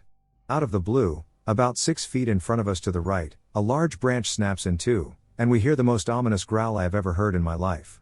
I've lived here my whole life and hunted. I have never heard an animal sound like that. By the sound of the limb snap, we fully expected to see something step out of the brush and greet us. Nothing did. The girls jumped behind me, and we just stared at the spot for a solid minute, trying to comprehend what it was. We couldn't see a dang thing, it was pitch black, and our little flip phones didn't have the flashlight like these new phones have. I took a few pebbles on the ground and chucked them in the direction of the noise. Nothing. I decided it wasn't worth the risk to the girls' safety to head in the direction we came, so I told them to run the other way, and I'll lag behind, just in case it's a predator that likes to chase, it'll get to me first. As soon as they took off, absolutely nothing followed us. We managed to cut through the woods and onto a roadway that led by to my house. We got back home around 4 a.m. To this day, I have absolutely no idea what it was. We went back a year later, and nothing ever occurred again. I still hear the growl in my head, and it sends chills down my arm. Scariest ghost encounter I have ever had. I have had a lot of scary and paranormal things happen to me, usually because I've always lived in older houses growing up. However, while they were all scary, nothing beats this experience I had back when I was a child. This happened back when I was like 10. My family and I were in between houses, and my great-grandfather told my parents that my family could live in his house. He was in a retirement home and was not going back to his house. I have been there a bunch growing up, and there was never anything too bad, maybe just some weird noises from empty rooms, like knocking or things falling over.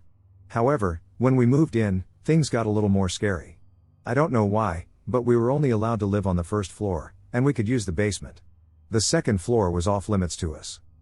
Honestly, I never liked the second floor, but it wasn't that bad. I only really started to hate it when the door that led to the stairs would open overnight. It was scary, and now that I'm older, it might have just been my parents being snoopy. But this isn't about the second floor, this is about the basement. I hated that basement. It was a mostly finished basement with doors that led to other rooms, and the only working light was the one above the stairs and the one in the main area of the basement. It was one of those hanging lights that was a single bulb and that you would have to use a string to turn on. Whenever I would go down there, usually whenever I was alone, it just felt off. It felt like something bad would happen or that someone was watching me. Well, one day, my mom asked me to go down to the basement to grab something from the deep freezer we had down there. I walked down the stairs, and everything is normal, that feeling is still there, but it wasn't worse than normal. I get to the deep freezer and open it. From behind me, I hear someone fall from one of the side rooms. I panicked but kept on looking for what my mom asked for. As soon as I found it, I shit you not, I heard footsteps behind me, and I booked it to the stairs. I didn't even close the deep freezer. I run up the stairs, and as I'm running, I can hear something following me up the stairs, like really loud and booming footsteps. I get to the door of the basement, and I try to open it, but it is stuck, so my little 10-year-old body is slamming against it, trying to get it open as the footsteps get louder. After about 10 seconds, I get the door open and slam it shut after I get through the door. I heard just one loud bang from the other side of the door, like someone punched it. Like any child would, I went crying to my mom about what happened, and she told my dad. He looked through every nook and cranny of that basement and found nothing. Like nothing was out of place, nothing was left open. It was just as it was before my great-grandfather moved out. Safe to say, I never went in the basement alone again. I still have a slightly irrational fear of basements because of this. My true scary story from my childhood. So I live in the UK, and I grew up and spent most of my childhood until about 18 years of age at my parents' house. Near their house are 2 separate plots of woodland, but they weren't always separated, as I'll get into later. When I was 14, a group of mates and I, including my close friend Connor, decided to go on a camping trip in one of the woods as we usually did in the summer. Everything was fine in the evening. The 6 of us sat around a fire in the area where we usually camp out. Nothing happened, and we went into our tent. We had an 8-man tent, and chilled out inside. At around 1 a.m., we were all sitting and talking, and out of nowhere we heard the distinct sound of a train horn and chugging as if a train was passing about 200 meters away from us. Instantly we jumped and went out to investigate, and there was nothing, so we just went back inside and talked about what we heard, a bit shocked about it all, and eventually we fell asleep. A couple of days later we go down again during the day because there's a path that goes from our housing area through the woods down to an industrial estate and a McDonald's, which is where we were headed, and as we're all talking, Connor turns to us and has this weird sort of shocked look on his face and says to us, "Guys, stop." So we do, and none of us say anything immediately. The silence is then broken by Connor, who just points over to a separate area of the woods and says, "Look." When we turn to see what he's talking about, all we see is this massive steam cloud moving to the right of where we're looking. We're all a bit shocked, but being kids and in a group, we didn't really think much of it and just carried on walking. Nothing else happened that day. 2 weeks later, I and Connor are walking together down this same path, which we've walked since we were about 6 or 7, where we saw the cloud 2 weeks back. We didn't think about it and were just walking and talking normally when, from nowhere, we just heard horses, as if there were 3 or 4 horses walking past us and doing that little chuffing sound they make, and we were spooked to say the least. It's safe to say at that point we maybe ran a little bit towards the McDonald's and didn't look back. After all this, I decide to bring it up to my mother and my grandfather, who have lived in the area for the best part of 30 years, and they proceed to tell me that back in Victorian times, the area where we live used to be owned by a wealthy family, and instead of these terrace houses, there was a manor house or mansion where this family lived. They weren't surprised that we heard all of this because chances were they owned horses, and there was an old railway track in the woods on our side that was in use until the 1950s. There was one part that I haven't spoken about yet, though, which links the 2 separate woodland areas. Housing estates, roads, and other features now separate the 2 areas. But growing up we were always going into the one on the right side of my house as you looked at it, but we were always told never to go down to the woods on the left. We thought it was because of the busy main road that was there and because the woods were on a steep hill, like they weren't flat for the majority of it. But while my mom was telling me about the trains and the horses, she told me about the experience she had in the other woods that made her hesitant to let me down there. I'm going to shorten it because there are some unnecessary details, but the basics of it are her, my aunt, and their friend went down there in their teens, and they always got this weird vibe from the woods. At first, they put it down to the narrow paths and short trees, but after a few years of going down, they started noticing these noises that didn't sound like woodland creatures or birds like you'd expect, more like machinery and people shouting, which was weird because no one was working down there at the time, but they always went down there, and they didn't really care about any of it.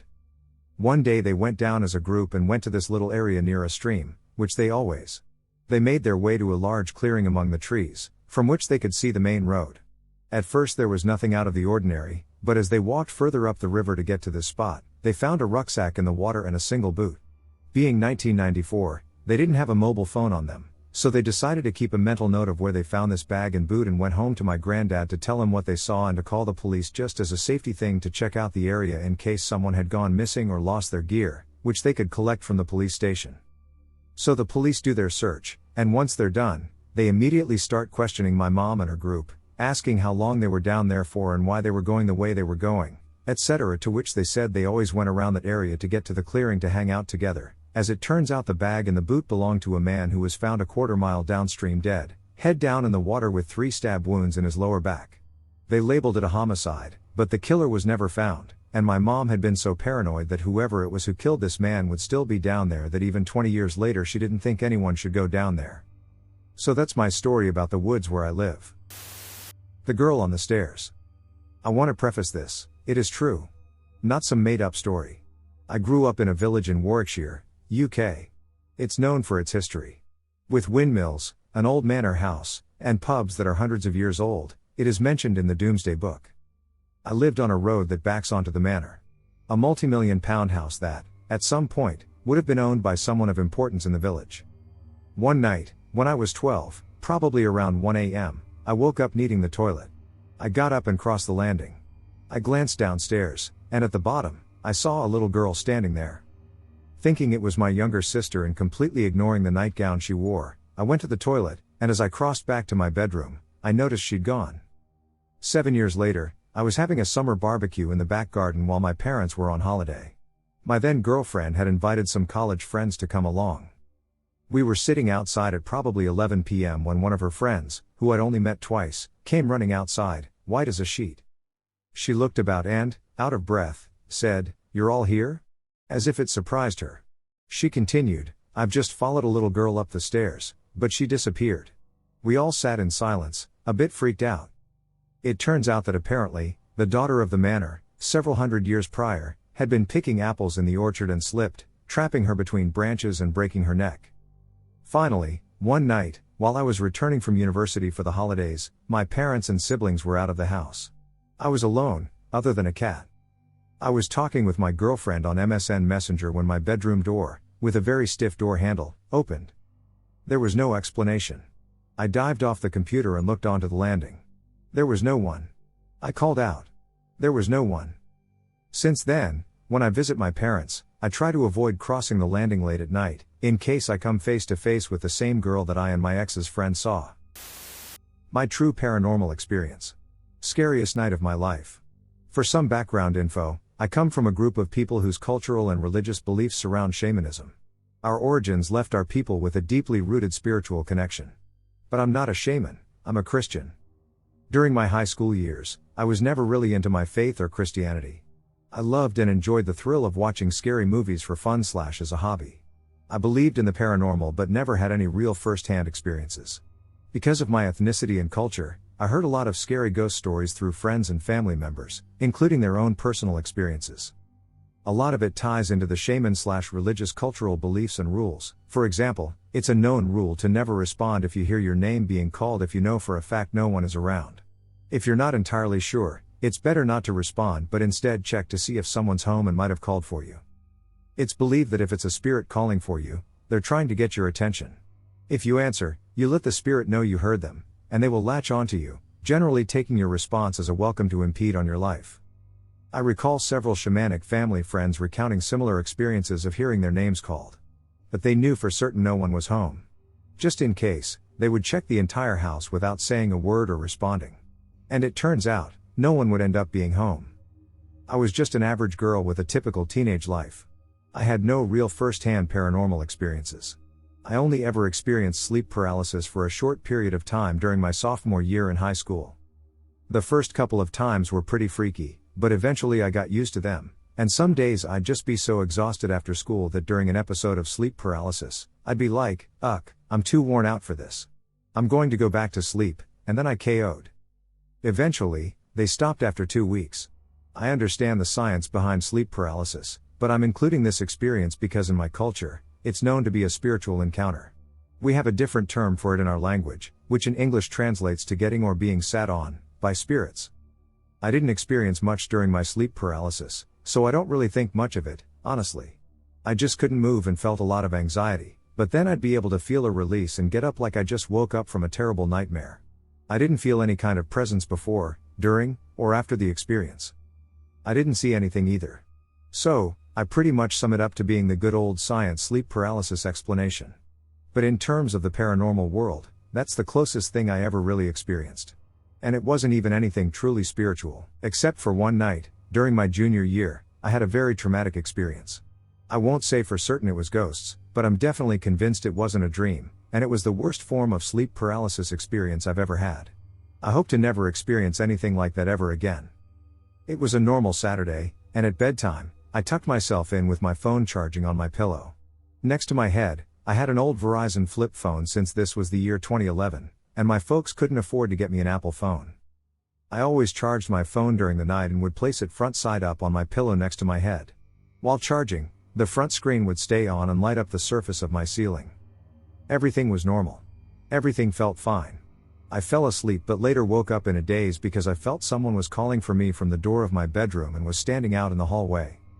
It was really strange because I didn't actually hear or see anyone, but I knew someone was there in the same sense, someone's in the bathroom, or someone just entered the room or car, even if you don't look to see them. I was in a daze, almost like being half awake / half asleep. I thought it must have been my baby sister, 12 years old, trying to wake me up. I said aloud, "Anna?" What do you want? Mind you, I'm not actually seeing anyone, but I feel that someone's there. I didn't think much of it because I was so tired, but I knew someone was there, and someone was trying to wake me up. I fell back asleep since they didn't say anything back to me. I KO'd. I woke up again, but I wasn't in a daze this time. I slowly opened my eyes and slowly started to wake up. I'm thinking to myself, why am I awake? What time is it? I'm still kind of tired. I peek at my phone to check the time. It's close to 3 a.m. Again, the front of my flip phone is already on because it stays on while being plugged in to charge. The front displays the time, so I don't have to do much to check it. My phone is next to my head, so I simply turn my head and slightly face the screen towards my eyes to see the time. I move my phone back. With every intention of just slowly drifting back asleep, I'm looking up at the ceiling, and I see the light, from my phone screen, hitting the surface of the ceiling. This is normal because I charge my phone like this every night. Suddenly, after looking for no more than 3 seconds, I see a huge shadow move from the left side to the right side, across the ceiling where the light was hitting. The best way I can describe it is if I were to take my hand and hover it over the front of my flip phone, maybe 4 to 5 inches away, and move my hand starting from one end and across to the other end of the phone, interrupting the light being cast onto the ceiling. This would create a similar effect to what I saw, except the shadow took up the whole entire space of the light hitting the surface as it made its way over from one side to the other, left to right. I was in disbelief. I was still pretty tired, so I doubted myself and what I just saw. I was thinking that I must just be seeing things because I'm tired. So I thought, I'll just keep my eyes open and keep looking. To see. I was trying to verify that it was nothing and that I'm just being crazy/tired. 2 seconds later, I see a huge shadow moving across the ceiling where the light is hitting again. The first time was left to right. The second time, it moved from right to left. This is when I finally, really, woke up, and my eyes widened. I was not tired anymore. I was freaking out on the inside and terrified. But I remained still because I had no idea what I just saw or what had just happened. I was frozen in fear and instantly closed my eyes out of fear. Things got worse. Suddenly, I felt the atmosphere of the room change. It's hard to describe, but it was like the gravity around me felt heavy. And it was thick like the humidity in Florida. It felt ominous. A second after the atmosphere changed, I experienced something similar to sleep paralysis, where I couldn't move. But I didn't dare try to speak either. I was petrified. I quickly felt an ominous presence on my bedside. It had the same heavy feeling, like when the atmosphere changed. It moved towards the foot of my bed and began to climb onto the bed. The first move it made onto the bed, I could feel the area in which it climbed on. It felt like a 300-pound person was climbing onto my bed. I felt each indent as it climbed closer to me and over my legs. I could feel the lower end of my body move and sink toward where it was climbing each time. I felt the weight of it shifting my bed from right to left every time it crawled closer to me. I was crying on the inside. Suddenly it stopped, and I felt an incredibly heavy pressure weighing down on my chest. It was hard to breathe. I was crying and praying to God for help. Mind you, I was a high school girl who didn't take her faith seriously. I was only a Christian by name. After 2 to 3 minutes of praying and begging for help, everything subsided, and I was released and able to move freely. I was still extremely afraid, in shock, and trying to process everything. I lay there for a minute until I gathered the courage to hop out of bed and ran out of my room, straight to my little sister's bed to sleep with her. I accidentally woke her up.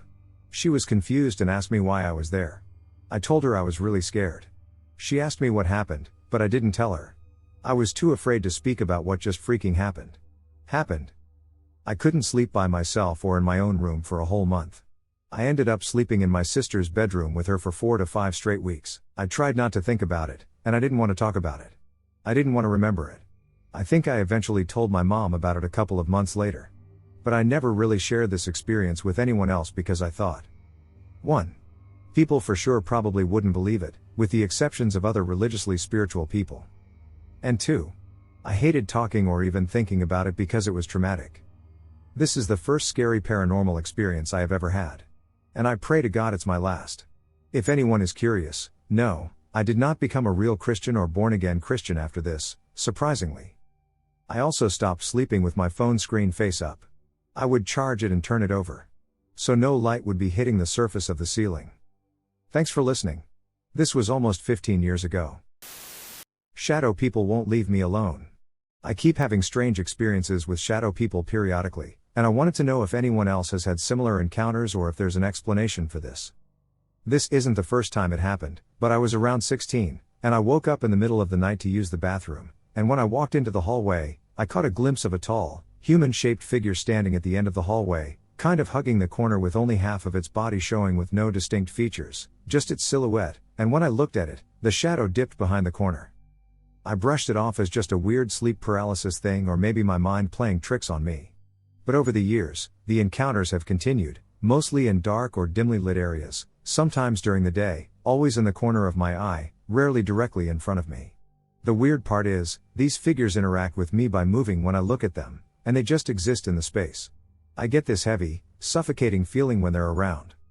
I've heard people talk about shadow people like the Hat Man or the lady in the black dress in paranormal groups, and some descriptions line up with what I've experienced. From what I read, some claim they're manifestations of negative energy, while other people believe it's linked to sleep paralysis or neurological conditions. But the eerie part is the sense of being watched and the discomfort and feeling I get when I see them. I'm curious if anyone else has seen these things or has any insight into what they could be. I'm trying to figure out if it's a psychological phenomenon or something more supernatural. Has anyone else ever experienced something like this? What do you think they are? Or am I just going crazy?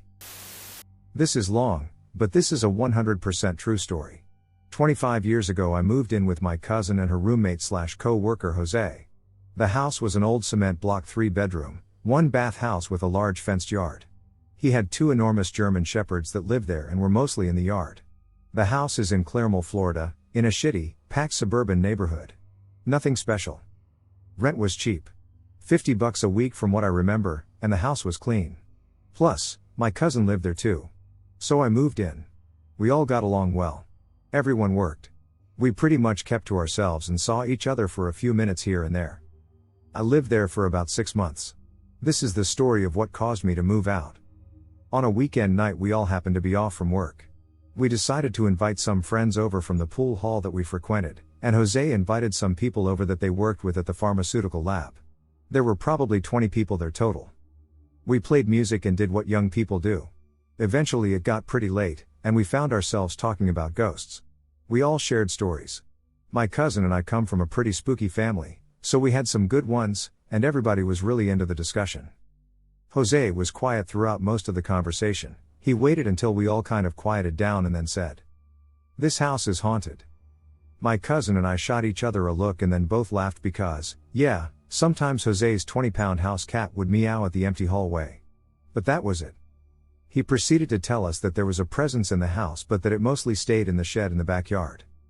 This tiny little pink wooden shed that I had never even looked in. He told us that he always keeps the curtains in his bedroom closed because his window faces the shed and the door to the shed will not stay shut. He has jammed it shut a million times, and it always pops back open. It creeps him out. He said he could tell when it was in the house because he would wake up feeling depressed. It creeped me out. I didn't want to think that I lived with a presence, and I didn't like the idea that it was hurting my roommate. I was a tough chick in my opinion, and I was like, "Duck that ghost. I'll shut that door, and you won't have to keep your curtains closed anymore." I said all this because in my heart I didn't really believe that anything was in the shed or the house. I believed that we were ducking around. So I told them all that I was going outside to inspect the shed and deal with the door. Everyone followed me, and while we were walking around the outside of the house, Jose told me that it was a bad idea to mess with the shed. That whatever it was wanted that door open, and I should just leave it alone. We all got out there, and it was exactly what I thought it was going to be, a very worn down wooden shed that oddly kinda looked like a tiny house more than a shed. I looked inside, and there was a busted lawnmower and some old paint buckets, some rusty screens, and darkness. I looked around outside and found some rusty-ass shovels in a corner of the garage area. I took a shovel over to the shed, and I kicked the door back into the frame. The door was closed and literally kicked into the frame. Kicked shut. I took the handle of the shovel and put it under the handle of the shed door. I shoved that into the ground. It was secure. We all went back inside. We bullshitted some more, but it was late. I'm going to say 1 a.m. by the time we go back in, and everyone kind of said their goodbyes. We let the dogs out of their pen in the yard and locked the gate. We made sure the front gate was secured so they wouldn't get out, and then we straightened up the house a little and eventually all went to bed. Sometime around 6 a.m. I woke up because I needed to pee. I opened my bedroom door and I was sleepy still, but there was a weird sound as I opened the door. It startled me. like fingernails scraping something coarse. I opened the door all the way, and the shovel fell in the door and hit me. I can't even put into words how I felt in that moment. The shovel had been standing against my bedroom door. There was a tiny pile of dirt where the tip had been sat against the tile floor of the hallway. I rushed through the house. To the side door, which was locked, and then out to the backyard. The shed door was wide open. I felt like I couldn't breathe. I ran back into the house. I immediately pounded on both Jose's and my cousin's bedroom doors. I was terrified and angry. I knew, absolutely, that one of them had done this. I know that you, dear reader, couldn't be there to see the reactions, but I promise you neither of them did it. Jose literally started to weep. He begged me to tell him I was lying. He begged my cousin to admit that she had done it.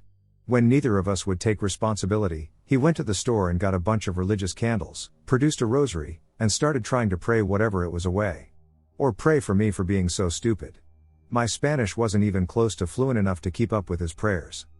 My cousin, on the other hand, was pissed. She was ready to fight me. She was adamant that I was pulling a prank. She cussed me up and down. She called me a liar, and she said I was a child. That most of all, she didn't appreciate being woken up at 6 a.m. after a night of partying to be a pawn in my prank. When I knew that neither of them had put the shovel against the door or reopened the shed door, I was literally terrified. There was no way someone else got into the yard, past the dogs, got the shed door open, and then got into the locked house to put that shovel against my door. I didn't sleep there again without someone else in the room with me. Every moment spent thereafter that was beyond tense. We all kind of stopped talking to each other, and Jose and my cousin ended up in a terrible argument, over a button on the stereo, and she moved out within a week. It took me 2 weeks to find another place to live. I never went back. Hemlock house haunting. To start things off, my grandparents bought a unique fixer-upper house in the early 1990s. The house was built in the 1800s in the small farming town of Hemlock, Michigan. It's right off the main thoroughfare through town, Gratiot Road. The house was really cool, honestly. It's actually 3 houses in one. The original house, a one-room homestead type of house, became the kitchen, bathroom, and pantry. Then the owners built a second section of the house, which became the dining room and office. Finally, the biggest, most modern part of the house, the living room, parlor, foyer, and downstairs bedroom. This part of the house had a second story, which had a master bedroom and 2 other bedrooms. The master bedroom had an attached nursery that also had a hall that led to a furnace room. The property also had an outhouse, shed, chicken coop, and barn. But that's not really important. Dad and aunt. As renovations began, my grandpa changed. When the previous owner moved out, he left a lot of personal belongings in the house. Instead of throwing them away or donating them, my grandpa put the previous owner's belongings in boxes and put them up in the nursery. He then contacted the family of the previous owner and became friends with them. This behavior is quite odd for him because he is a very shy and reserved person. And to find sentimentality in other people's belongings is quite odd for him, or anyone in my family, to do. One day, while painting the kitchen, my grandma, alone in the house, felt a hand on her shoulder. She turned around expecting to see my grandpa, but nobody was there. She always told me she never felt scared by this because the hand felt like it was almost giving her a pat on the back or a gesture of approval in the renovations. A part of the renovation involved taking out the fireplace and chimney in between the kitchen and dining room. So for about a month, there were loose bricks in the kitchen. One morning before school, my dad, who was about 12 at the time, was alone in the house. At the time, he was the last person to leave the house in the morning. Both my grandparents and aunt left an hour before my dad had to leave for school, leaving him alone most mornings. He was sitting on the couch watching TV in the living room when he heard a faint, scratchy sound. He says it sounded like dropping sand on tile. He turned down the TV and tried to listen closer as the faint sound got closer.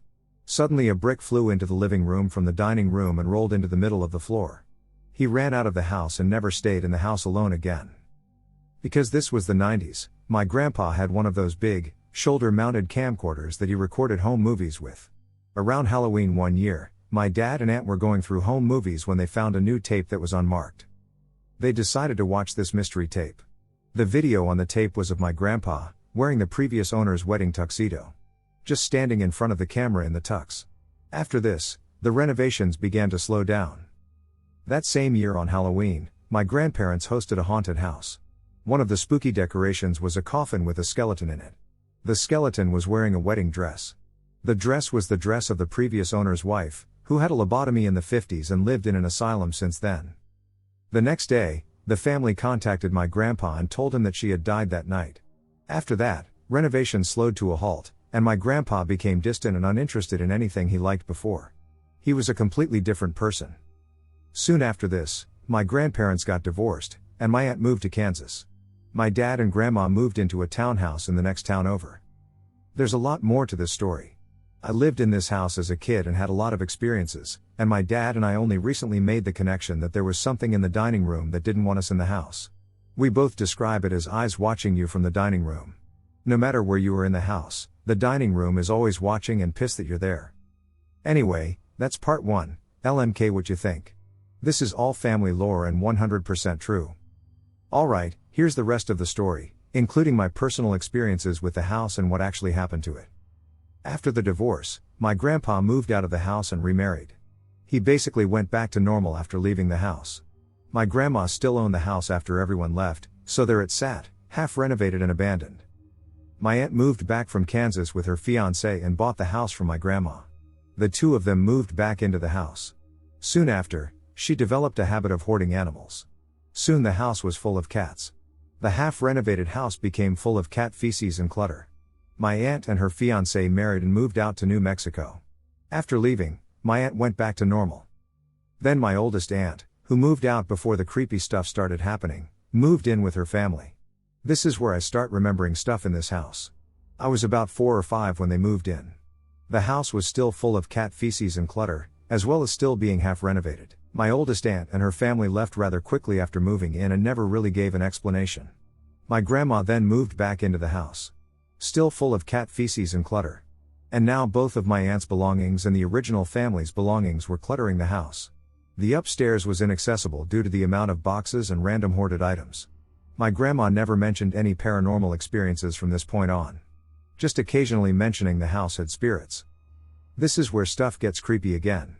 My mom always tells me about how, when I was a toddler, I would always talk about the sparklies that followed me in the bathroom and kitchen. She says I'd talk about them only at my grandma's house and nowhere else. I have vague memories of seeing what basically looked like the stars you see when you hit your head. That's what the sparklies looked like. But again, it's a vague memory and my mom's retelling of her experience with me. On top of that, she says I used to have an imaginary friend that I only talked to in that house that I called the man, but I don't remember that at all. She says it freaked her out, but she figured it was just me being a creepy kid. My parents got divorced in the early 2000s, and my dad and I moved into the house for about a year and a half. My dad deep cleaned the house and made the upstairs livable for him and me. During this time, we would take all of the random trash and hoarded items and just burn them in the fire pit in the backyard. From the backyard I always had the feeling somebody was watching me from the upstairs window in the back of the house. No matter where I was in the yard, I always felt there was someone watching from that window. It was around this time, probably around 2007, when my dad and I started noticing that no matter the time of year, the upstairs kids' bedroom window would always be about 3/4 of the way open. You'd never hear it being opened, but if you left the room for more than a few hours, the window would just be open. I was 6 at the time, so I didn't really have any concept of ghosts or hauntings, but I definitely felt when the vibe of a room would change. I'd be in the living room, playing with Hot Wheels or something, and I'd feel the room go cold and look into the dining room. The dining room was the scariest room in the house. Nothing ever really happened in the room, but every time you were within eyesight of the room, it was watching you. I would always sprint from the living room to the kitchen to get to the bathroom and vice versa. And the light in the dining room stayed on 24/7. What prompted me to tell you guys about this is a conversation I had with my dad about 2 weeks ago where he told me he too was freaked out by the dining room as a kid and even as an adult avoided it. He described it as 1,000 eyes watching you from that room. My dad decided to continue some of the renovations my grandpa started in the 90s. He started by putting insulation in the walls upstairs. One night, his girlfriend at the time was helping him with this, and he got a phone call. So he stepped outside to talk, and she stayed upstairs, working with the insulation. While she was up there, she heard my dad come back up the stairs. She then saw out the window my dad out in the yard, still on the phone. There was nobody else in the house at the time. My dad repainted the house and cleaned up a lot of the clutter and garbage scattered around, but in 2008 we moved in with his girlfriend and left the house. My grandma lived there for a few more years without incident until 2014, when she moved in with her parents to take care of my great-grandpa, who had dementia. She basically packed up a suitcase and abandoned all of her belongings in the house. She still owned the house until she died, but she never went back. She loved the house. Between 2014 and 2019, my friends and I would go over there to ghost hunt and smoke weed. It was always the spot where I'd be like, I know a spot.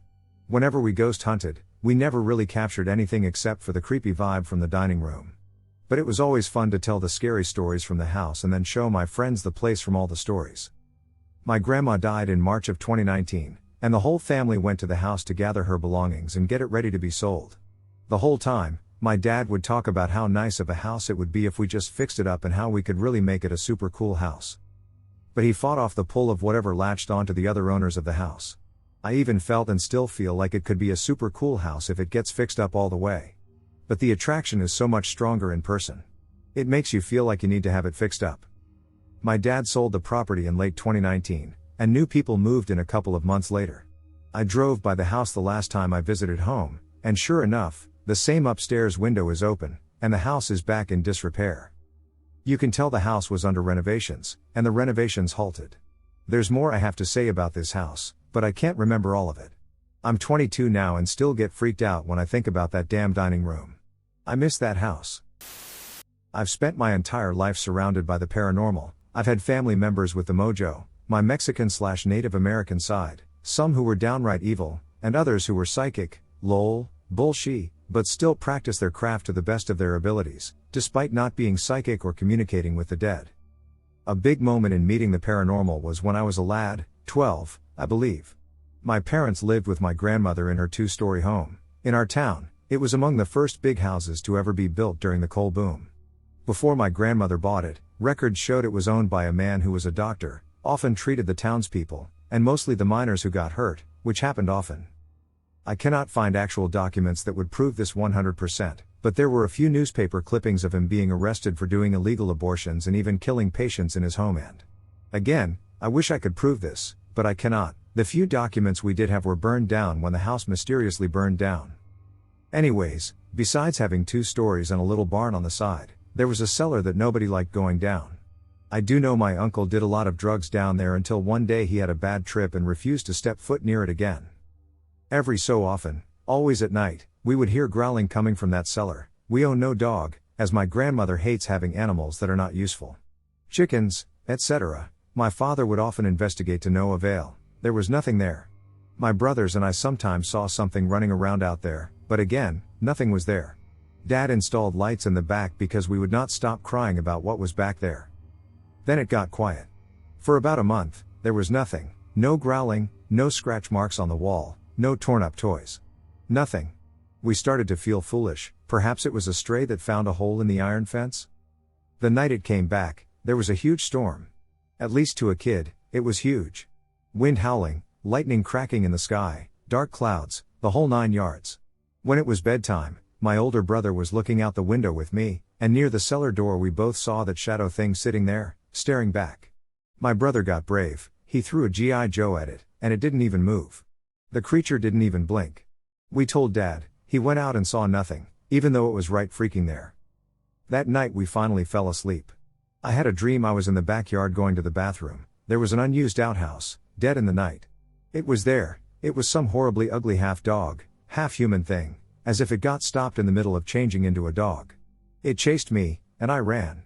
When I got to the back door, it bit into my left leg and dragged me away to the cellar. I woke up screaming. My brother was shaking me awake, crying and yelling for Dad. My leg was cut open. I still have the jagged scar, faint but it's there. My dad insisted I must have tripped at night and cut it open then. However, there was nothing in the hall that could have caused such an accident, nor anything bloody, as my sheets were heavily stained. This is how I remember it. To be fair, I was only 12, so this is through a child's eyes. I've always believed in the paranormal, but I'm personally under the belief that such events only happen for one of 2 reasons: historical trauma or invited demonic. Human spirits may be tied to locations or objects because of an overwhelmingly terrible fate/desire to fulfill something. Evil presences only take foot in a heart or a place when invited to do so. Because of this, I've felt inherently safe in my home knowing that no one but my family has lived here before and that this is a house of God. I'm an adult living in the southern United States, and I have never lived anywhere but here, in this house, for my entire life. I've only experienced genuine fear after watching a scary movie and convincing myself the boogeyman was in my closet. This past month has changed that for me, though, and I think I'm losing my ducking mind, man. I visited family for Christmas late last December. We got home right before New Year's, and I was immediately working nights until January 3rd. This meant I got off during early sunlight and slept throughout the day. After that date, I returned to my regular day schedule and have not slept a night since. The first night I got to sleep in my room, I was sick to my stomach. I could not shake the feeling that I was being watched.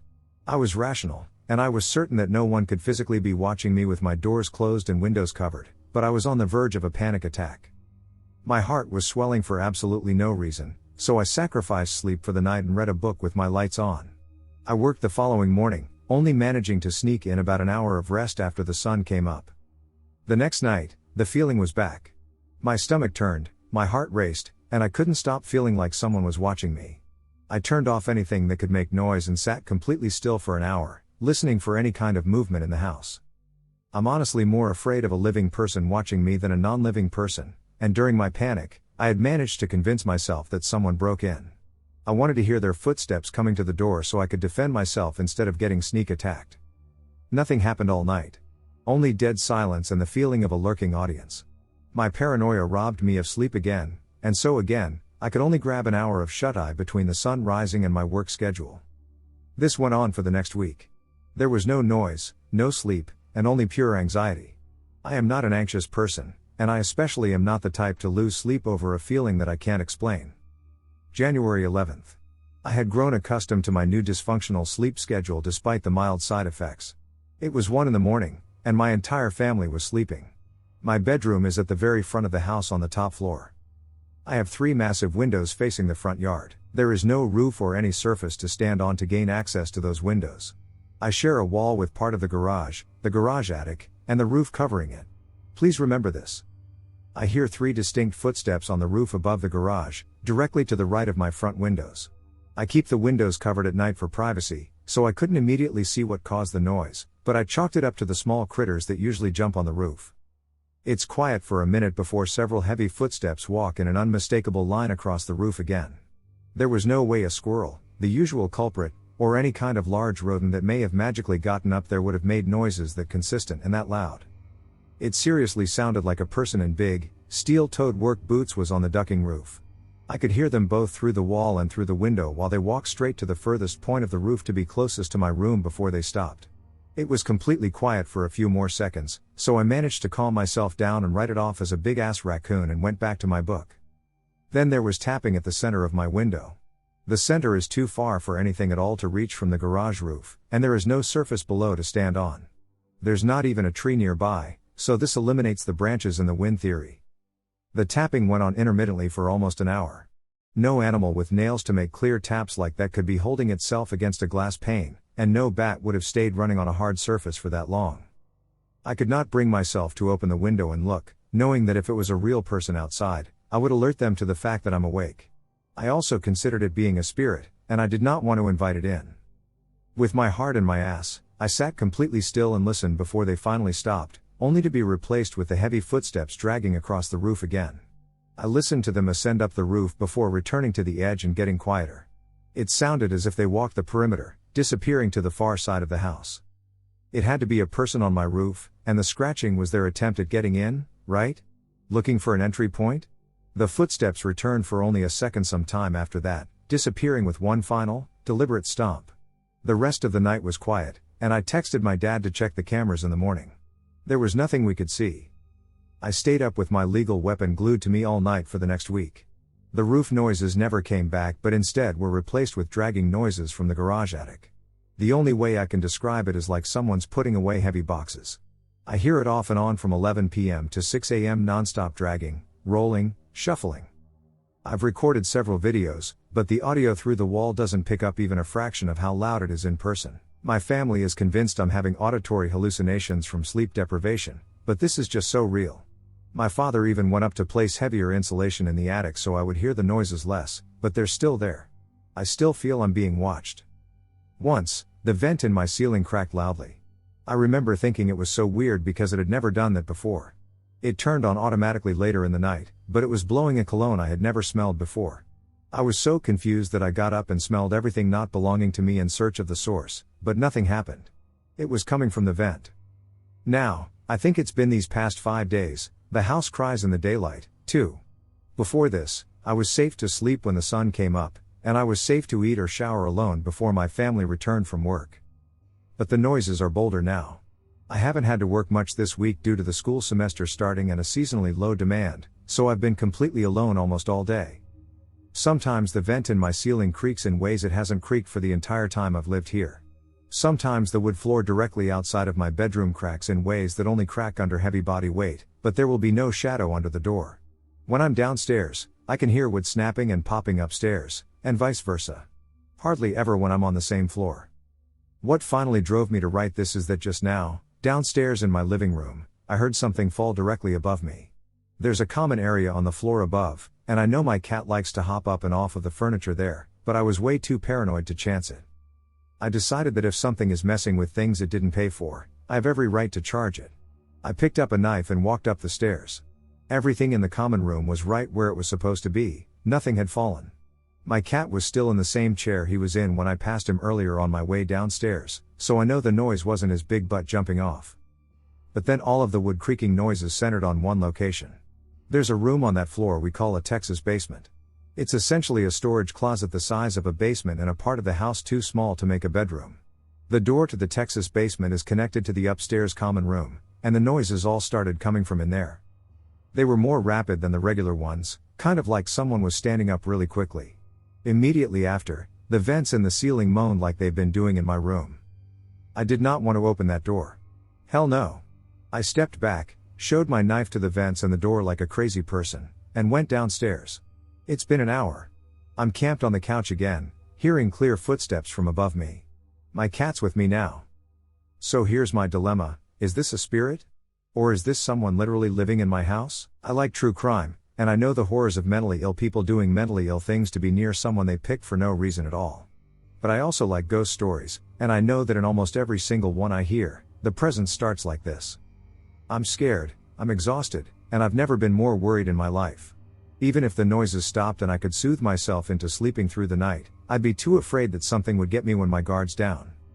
Not one single person in my family shares this experience with me, and my pets, dog and cat, aren't freaking out the way animal parents say they do when freaky things are happening. Someone please tell me if I need to call the police, Watcher Entertainment, or my psychiatrist. I'm desperate. I have family in Ireland, and they own a bed and breakfast as well as several other businesses. On one trip we took out to visit them, the bed and breakfast was booked up, so they put us up in the rooms they had at the dress shop next door. The room I was in had been a great aunt's of mine, I believe, and it had a bed, a dresser, and an old flat iron in it. The room to the door would not latch and always stayed open about a meter or so. I didn't think too much of it until I was getting into bed for the night. Across the hall was a linen closet whose door also would not stay closed. I swear I could feel something watching me from inside. I tried wedging the flat iron against the door of my room, but the door just pushed it aside and assumed its normal partially open position. I gave up and had an uneasy night's sleep. The next morning, I asked my cousins if there was another room available and made excuses about the bed being uncomfortable. They said there was another room on the 3rd floor my cousin Peter had used for a time that had a daybed in it. I moved my stuff up there, and that night I happily settled in. The door closed properly, and I had a good night's sleep. Right up until the knocking started, anyway. I awoke just before dawn. I could see a sliver of light on the horizon out the window, to an insistent knocking sound. I figured it was my cousins rousing me to help pick up supplies for their restaurant and groggily opened the door. There was no one there. Listening, it seemed like the knocking was coming from the wall that adjoined the bed and breakfast. I figured my cousins were pranking me, so I loudly announced I knew it was them and that I wasn't afraid. The knocking sound then moved across the wall, along the outside wall of the room, over the window, and then to the opposite wall of the room. I was now thoroughly freaked out. After a minute, I calmed down enough to try communicating with whatever was making the noise. I asked it to knock once for yes and twice for no and tried asking various questions. It never answered, but the knocking did change intensity and position a few times. As the dawn grew brighter, the knocking slowly faded and then stopped completely. So I moved my stuff all back downstairs and slept in the room with the watcher. At least it was quiet. A scary encounter. Was it an alien or the Grim Reaper? True story. The following story you are about to hear is 100% true. Parts of this story might sound like they're from a movie, but I assure you it all happened, and to this day it is still a mystery what actually happened. It was the last few minutes of class before school ended for spring break. As I and my best friend Josh were waiting for the buses to pull up to take us home, we started talking about what we wanted to do for spring break. We talked all the way home from playing basketball, working out, and even building our own go-kart out of scraps that his grandfather had in his old beat-down shed out back. When we finally arrived at our destination, getting ready to step off the bus, our other friend Kimberly stopped us and asked us if we could all meet up a little later that night. See, we all lived in the same area, so we decided to meet up around 11 o'clock so our parents would think we were in bed.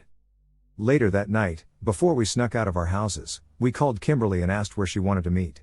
We all decided to meet up at a little crossroads section about 4 miles out from where we lived. The only problem is that it's all a single gravel road surrounded by thick woods that stretches about 15 miles to the nearest highway. So naturally we were a little scared to begin with to walk by ourselves in the dead of night in the middle of nowhere. On the way there, I and my friend Josh were talking about the old haunted slave shack that still resided since the 1800s about a mile to the left of where we were meeting up at. As we pressed forward, my friend and I started feeling like we were being watched from a distance. Shrugging it off, we continued down the old creepy road. Still talking about the slave shack, we noticed a shooting star that zoomed by the night sky. This is where this night would haunt us forever. We continued down the old gravel road, still talking, when all of a sudden we saw 2 more shooting stars, then another, and another until it looked like a machine gun was shooting stars from it. We were amazed by what we had just seen. But we finally reached our destination, seeing Kimberly sitting on the patch of grass on the side of the road. We all hugged and just sat there talking about what we were going to do during spring break. Hours have passed, and it's now 3 a.m. in the morning, still sitting still, talking.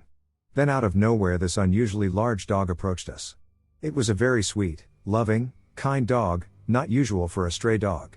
I decided to get up and stretch my legs while Kimberly and Josh were still petting the dog. Out of the corner of my eye, I saw this dog in the distance sitting in a very proper way as pets do when they sit. But as I looked and stared at this dog, all I could see was the black shape of his silhouette. All of a sudden I felt this eerie feeling come upon me as if something was going to happen. I noticed the ears on this strange dog were so sharp that it looked like if you poked it, it would draw blood. A chilling gust of wind blew all around us as this happened. I heard screams coming from behind me. I ran over to Kimberly and Josh and asked what had happened. They said that the dog they were petting just disappeared over the sheer drop-off on the other side of the road. Now let me tell you that anybody or anything that fell off that side would have died, but we saw nothing. As they kept looking, I kept hearing strange noises coming from where I'd seen that creepy dog. I walked to where I was before I ran back over to see what they were screaming about. And sure enough, that creepy dog was still staring at me, and at that moment I saw the dog's head look up and then back at me. In that moment a very bright beam of light lit the ground only around us. It was so bright that after the light flashed, I couldn't see anything for about a minute. Kimberly and Josh jumped up as I turned to them and asked, "Please tell me I wasn't the only one who saw that." We all agreed it wasn't our imagination and decided to huddle together and try to figure out what had just happened. As we stood there contemplating what we should do, we all started to feel that feeling again as if we were being watched. I and Josh started talking about how we were going to protect Kimberly if anything happened. Then out of nowhere we turned to Kim to talk to her and noticed she was pale as a ghost standing there lifeless. I was facing in the other direction from both of them, and then Josh started to get pale. I asked what's wrong with them, and Josh slowly and quietly said, "Dude, there is something standing about 40 feet behind you." As he told me that, chills ran down my spine through my legs, and I got weak. When I turned slowly around, scared of what I'd see, I was mortified by what I had just seen. Standing there in the bush about 40 feet away from me was a tall black figure at least 7 to 8 feet tall, and it was walking towards us with a limp-like movement. Complete panic and fear blazed through our bodies. I turned to both of them and said, "Start walking home now and don't look back." We started our 4-mile-long, frightening journey back home. Along the way there, I kept telling Josh to stay behind Kimberly and calm her down from crying with a panic. I was behind Josh because I wanted to make sure they both were in front of me so that if anything were to happen, they could get away and get help. As we were almost home, we continued to power walk through the thick woods down the gravel road. I started to feel that feeling again as if someone or something was behind me. I didn't dare look back, afraid of what I might see. But continued anyway, only to hear gravel being swept away as if someone was running at us from behind, chasing us. I told them to start running as fast as possible since we could see Josh's house in the distance. Finally we were able to get off the gravel road and make it up the hill to his window. We quickly opened it and climbed in, relieved that whatever we just experienced was over. All that night, none of us slept a single minute. We were still wondering and frightened of what had happened. We decided to let Kim sleep in the closet of his bedroom till morning and then would walk her home. Weeks went by, and it was time for school again. Keeping our story a secret, we told no one of our encounter, fearing what people would think. During lunch we agreed to start telling people what happened, and to our surprise some people said they've had experiences at the small crossroads section also. Some people say it was some sort of alien encounter, some say it was the Grim Reaper searching for the old slave that haunted the shack nearby and would take anybody it could get. To this day, 14 years ago, we still have no answers about what or who was with us that frightening spring night. But it has haunted us to this day, and we will never forget our encounter with the supernatural. Was it an alien, or could it have been the Grim Reaper, as people suggested? I guess I'll never know, maybe one day I'll find out, but until then I know I'll never go back to that awful place ever again. Yosemite Park 1989. Ghost? Wedding party and other unidentified beings. This is a long story, but I think it's worth a read. It's absolutely true. Let me know if something similar has happened to you. I have been looking for similar accounts for years. Yosemite Valley, August 22, 1989. This happened the next night after we got married in the Valley Chapel on the 21st. It was about midnight when we decided to go swimming in the Merced River off the North Side Drive just east of Pohono Bridge. We stopped the car and parked to walk down to the river.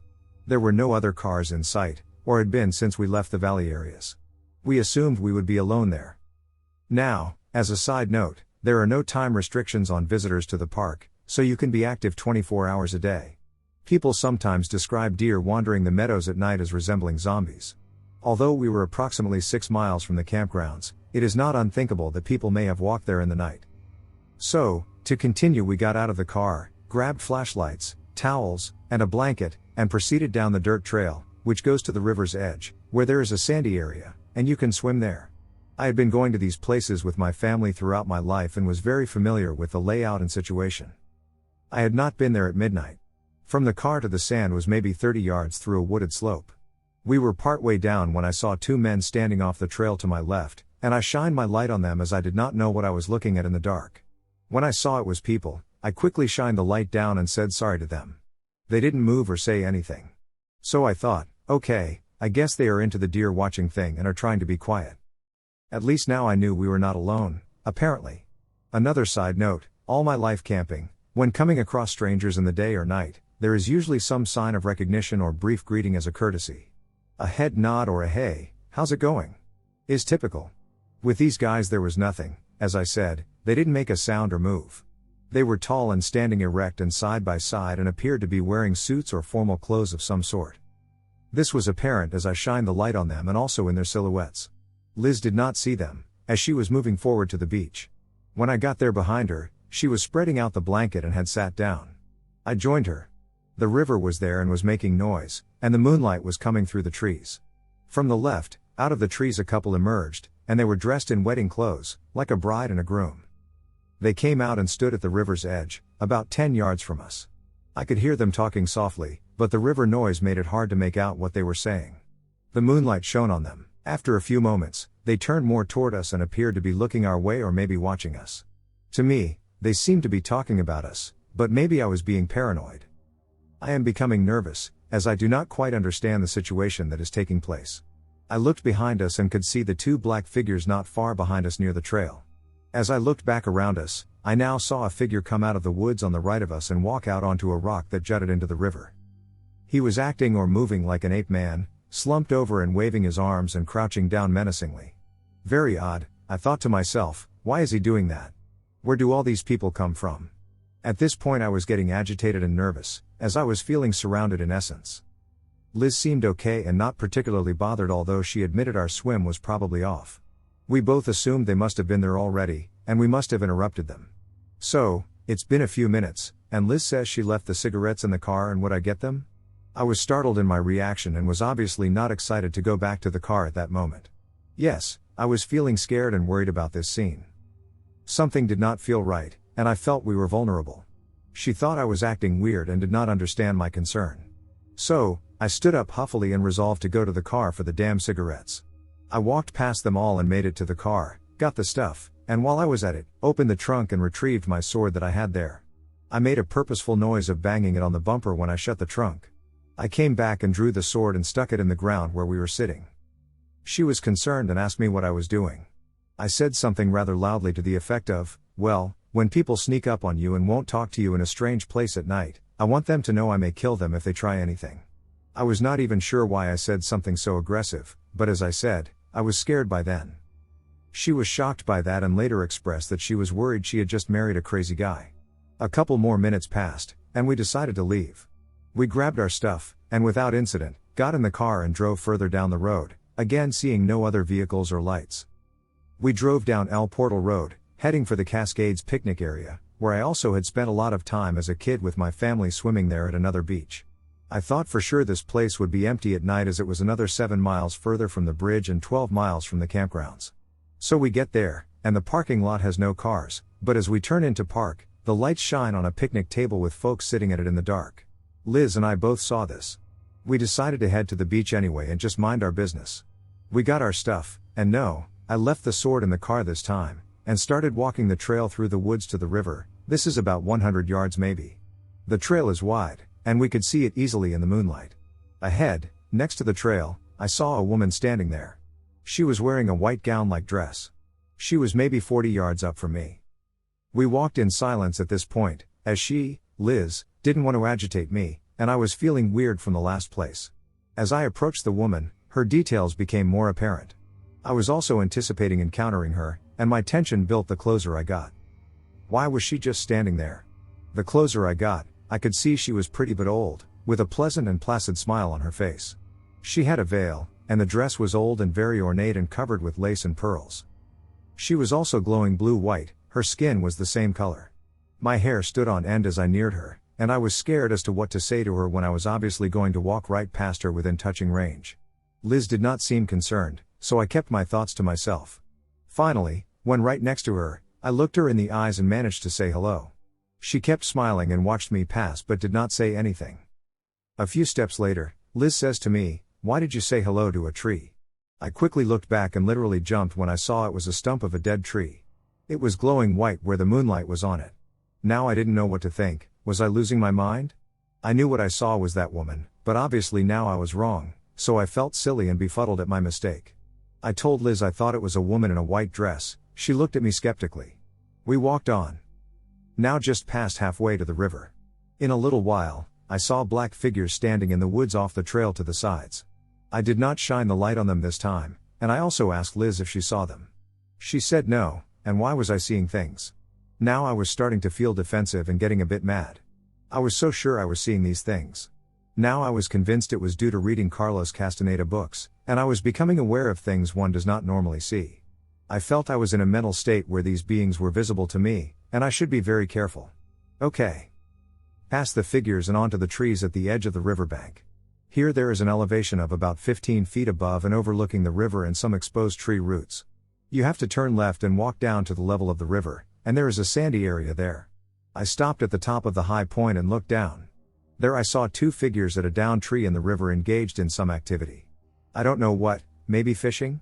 At 1 a.m.? I mean, I guess so, right? I see one guy has a red glowing thing on his face, maybe a lit cigarette? Again I say to Liz something like I see people in the dark, and she says, a little irritated, that she sees nothing. Now I get impatient with her as I am scared again and blurt out, "Oh yeah? Then what the duck is that?" And I turn my big flashlight right on the figures below. I think we both jumped at what we saw, although we may not have seen quite the same thing. It's open to interpretation. But the figures turned quickly and glared at us, and I felt a sense of immediate danger or possible attack. They were bipedal, but bulky, black, and quick in their actions. When their heads turned, we were immediately afraid, and Liz grabbed me, saying, "Let's go." She later told me when it looked at her, its head twisted around like a snake and was very unnatural. Whatever they were not human. I do not know what they were. We turned quickly and started back to the car, but it was 100 yards away. I had to maneuver around those shadow figures. She was holding on to me, and we were both in a panic, but I remember telling her, "Whatever you do, don't run, or they will have us. Keep our fear in control and just walk very fast." When we neared the car, the picnic table with the people was not there, at all. There was a table a ways away on the opposite side, but it was empty. We got in the car and quickly drove away. Now she admitted she was getting freaked out by my behavior up to then, but after seeing the guys at the river, she now thought what I was seeing must have been true, and she was just not tuned into it. We drove back toward the valley a few miles until we came to the turnoff that leads up the mountain away from the valley toward Tuolumne Meadows, another campground my family spent a lot of time at. As we drove, we compared notes and confirmed, yes, we had both seen the figures at the first place. The bride, groom, two shadowy men, and the animal guy, as we called him. We also spoke of the events at the second spot. We drove for about 30 minutes without seeing any cars or lights at all. Upon reaching a viewpoint overlooking the valley, we decided to pull in and take a break. As soon as I turned the car into the parking area, it became evident that everyone was waiting and looking towards us. The group includes a bride, a groom, two shadow men, and the animal guy. They were standing in the same relative positions and maybe 15 feet into the viewpoint area. We both exclaimed in shock, and I said, "Do you see them?" She said yes, and she was upset as I was. We did not turn off the car but just backed out and continued on. Now our fear and excitement were really elevated, and we quickly made sure we agreed as to what we saw and speculated how impossible that should have been. Still heading toward Tuolumne, maybe about another 45 minutes driving. Again, no vehicles in sight. It was now getting into the 2 to 3 a.m. time range when we saw a ranger-type cabin and or some typical forestry park buildings on the side of the road and some sort of park use only area. The cabin had a porch with a light on in front, and standing there was a bride, a groom, two shadow men, and the animal guy. We couldn't ducking believe it. That could not be an irrational world. How were they getting there ahead of us, and how did they know where we were going? To this day it still makes no sense. It took us 2 hours to get to the campground, and we saw a lot of weird shadow play in the woods we passed. We later realized that we may have been scared, so we couldn't be sure if it was real. The last verifiable, at least to me, strange event was when we got to Lake Tenaya a few miles from our destination and parked in the lot there to rest up and maybe take a nap. The area here was clear, and the moon was making plenty of light, and we were not near any trees. Across the highway, there is a cut for the road and a steep incline to a ridge. This is not normally where someone would go, as it is steep and rocky and just a cutout for the road. But as we sat there in the car and I was watching that area, a dark figure guy climbs partway down the cut and sits back against the rocks to watch us. He has a red light or cigarette in his face. I got goosebumps as I watched him, and the fear started to come back. Why the hell would a guy be there doing that? So, we just sat there and ignored him this time, and after a while drove off again and made it to the camp store outside Tuolumne Meadows campground. When we pulled up there, it was barely getting light now, and you could see figures sitting with their backs against the walls outside the store. And you know what? They were quite obviously normal human backpackers who had waited there overnight. We hadn't seen anyone in hours, so seeing how obviously real people looked filled me with joy and relief. We were finally safe and away from those shadowy people that haunted us all night since we first encountered them back at the river hours ago. That is the end of the strange events of the first day of our honeymoon.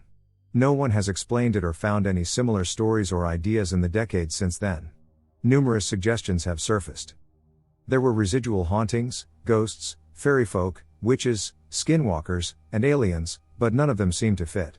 At the time we were so freaked out, and it seemed so dramatic. But as the years have passed and looking back, at some point I had to admit that really nothing bad happened to us. We were not hurt or actually attacked, they just showed themselves to us again and again, and we let the fear take hold. Maybe I insulted them with my sword and aggression and they wanted to play us a bit, I cannot say. Despite its strangeness and scariness, we were glad to have it because life needs mysteries. I frequently ask people if they have ever had something they cannot explain happen to them, and on many occasions I hear some weird stories, but many say no, not really. And I feel sad that they have not, as I feel it is valuable somehow. I used to live in Fall River, Massachusetts. I lived in this apartment complex that was once an old Catholic orphanage, then turned school, then turned into apartments. This complex was terrible. It was poorly kept by the owners. The other tenants let their dogs pee in the halls, there would be occasional violence, and the police/EMTs were there quite literally every night. Now, I had had friends in the past who were also somewhat sensitive to what people would call ghosts or energies. I had a friend from college visit, and her alarm bells had immediately gone off. She could sense an energy on the 3rd floor, which was coincidentally where I resided. I lived with my roommate and 2 cats. Oftentimes, I would catch my cats seemingly watching things walking around or doing who knows what. I have reason to believe one of my cats often got played with. He seemed to enjoy it. What's more, my friend had informed me that she felt there was a spirit named Sarah in the apartment. She was a young girl, timid, but she thought I was funny. I frequently talked to myself as a way to sort of process my emotions or my day. Apparently, Sarah found this funny. There were 3 specific instances that came to mind. The first was when I lived there for about a year. I worked as a therapeutic mentor, community-based, and would have to go to clients' homes to meet up with them for their appointments. I normally set alarms to wake me up if I decide to take a nap, which I did on this particular day. It was around 5 in the evening, and I was in danger of sleeping through the appointment, unknowingly. I was dead asleep but was woken up by 2 extremely distinct, heavy slaps to my pillow. At this point, I lived alone, and nobody else was around to do something like that. Thud. Thud. It was very jarring, though I had little time to really figure out what had happened as I realized I was going to be late. Sometime later, perhaps months down the line, I am struggling with one of my more challenging days of depression. There were days wherein I would not leave my bed and I would alternate between crying endlessly for hours and feeling nothing. This was a monthly occurrence, and on this particular occasion, I could feel somebody rubbing my back so as to comfort me. Although I was startled by this, I was not in a mindset that had me afraid. I simply accepted it. Then my roommate moves in. I had reason to believe whoever was faffing around the apartment stayed in that extra bedroom. My roommate would tell me that they often felt they were being watched and that they felt uncomfortable. They had left for work one day and had texted me about a shark in a jar they had. They wanted me to take a picture so they could show somebody. I opened their bedroom door, and for half a second, I saw whoever Sarah was. She was taller than me, had been standing there, and no joke, we both startled each other. We both jumped in surprise, but she disappeared whereas I remained. That was genuinely the last time I encountered her. Before I moved out, I told her, if she was still around, that I appreciated her presence and that I apologized for possibly scaring her. I now live in a house that I own, but I don't get any particular feelings like that. I have other stories, but this is already too long. I had experienced cat ghosts and some extremely negative energy, I guess, in college that was seemingly attached to my best friend and me. This is a scary 100% true thing that happened to me when I was only 7 years old. It all started when I was about 6 or 7 years old. Every night I would have this recurring dream of 5 to 6 big black dogs chasing me, and no matter what I did, I could never get away. I tried screaming, but no sound ever came out. I'd wake up in the morning feeling cold, drenched in sweat and urine from being so scared.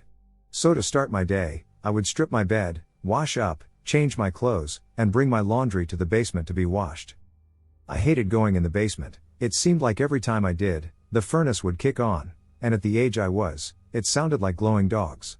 So when it kicked on, I would run back up the stairs and slam the door shut behind me. This dream continued to occur every night even when my mom, my brother, and I moved into a new house in a new town. By the time we had moved, I was about 10 or 11 years old. About a week or so after moving into our new house, and we were pretty much all settled in, I was getting ready for bed as I always did. Little did I know that this would be the night that the big black dogs in my recurring nightmare would finally catch me. I remember trying to run away like I always did, but this time the dogs split up while I was running. When I looked back for a brief moment, I noticed that 2 dogs were missing. Thinking that maybe they had gotten tired and that eventually, if I kept running, the others would get tired too, but when I looked ahead of me again, I realized that I was running right towards the other 2 dogs that were now running straight at me. I tried to scream once again, but again nothing came out, so in a panic last-minute decision, I knelt down to the ground and curled up into a ball and shut my eyes. I woke up from my nightmare once again soaked in sweat and urine, so I went along doing my morning routine, but this time it was very different. As I was in the bathroom washing up, my mom came bursting through the bathroom door, scaring the ever-living crap out of me, grabbing me, and spinning me around to look at my back. Seeing the fear and worry in my mom's eyes, I asked, "What's wrong, Mom?" To which she replied, now with tears in her eyes, "Nothing, honey, finish getting washed up and come downstairs." When I got downstairs, I walked into the kitchen. My brother had already left for school since he is older than me. I was homeschooled due to being severely bullied. I sat at the table to eat my breakfast. I could hear my mom talking with the neighbors next door. We lived in a duplex that was a little over 120 years old, so the walls were kind of thin. I heard my mom say something like, "You should have seen her shirt from last night. I'm so scared I don't know what to do." Then I heard the neighbors reply, "Try to calm down, collect yourself, don't let her see you like this, go back home, and we will make a few phone calls." Moments later my mom came back home. By now I was in the living room watching cartoons on the couch. I didn't want her to know that I had heard part of their conversation. My mom came into the living room and sat next to me on the couch, took the remote, and muted the TV. She then asked me if I had had the nightmare last night, and I told her that I had. I then asked her, "Why is this happening? Why are these dogs screaming at me?" My mom shook her head, trying to fight back tears. A few minutes later, after sitting in silence for a while, the back door to our house opened, and the neighbors, along with a few other members of the church we went to, including the pastor, came walking in. They all came into the living room where I was. Now even more confused than I was before, I was standing in the middle of the room. Everyone gathered around me, and the pastor asked me a few questions. Then he made a cross on my forehead with holy water and started praying over me, asking that whatever demon was following me needed to be gone and to leave me alone. I don't remember much after that except having a huge feeling of relief and being at peace. The nightmares also stopped after that day, and I didn't find out what had happened and why I was prayed over until about 21 years later. My mom brought it up and asked me if I remembered having the nightmares or if I remembered being prayed over. I replied, I remember being prayed over but not understanding why. My mom then took a deep breath in and then out and replied, "You were prayed over because when I was down in the basement putting the laundry in the washing machine, I picked up the shirt you were wearing the night before, and the back of the shirt was completely shredded, like something with sharp claws ripped it from the shoulders down to the bottom of the shirt." To this day, after hearing what my mom told me, I have researched endlessly to find answers and have come up empty-handed every time. So did the big black horrifying dogs that haunted my dreams as a kid. Stay the duck away from me. I'm going to note quickly that this may be real or may be a dream. Either way, it was a ducking terrifying experience, so terrifying for me that I still have this entity in my night terrors on a regular basis. I was around 4 at the time and had gotten out of bed to go to the bathroom, which was literally next door. I walked under the closed attic hatch, past my parents' vacant bedroom, they were still downstairs, and into the bathroom. I did my business and stepped back out into the hallway, but as I took a couple of steps, I froze. Something felt horribly wrong. You know that feeling you get in the pit of your stomach, like the fight, flight, or freeze reflex, just 20 times worse. That's what I felt. I felt like I was about to die. I looked around because it felt so wrong, and eventually I looked up. The attic hatch was open, a man was staring down at me. But it wasn't a man, it can't have been. Because I had never seen anything quite like him. It was too dark to see anything other than the face and his fingers that clasped the hatch frame. His skin was almost grayish, and his hair was nothing more than the odd scraggly gray wire that would wildly climb from his scalp.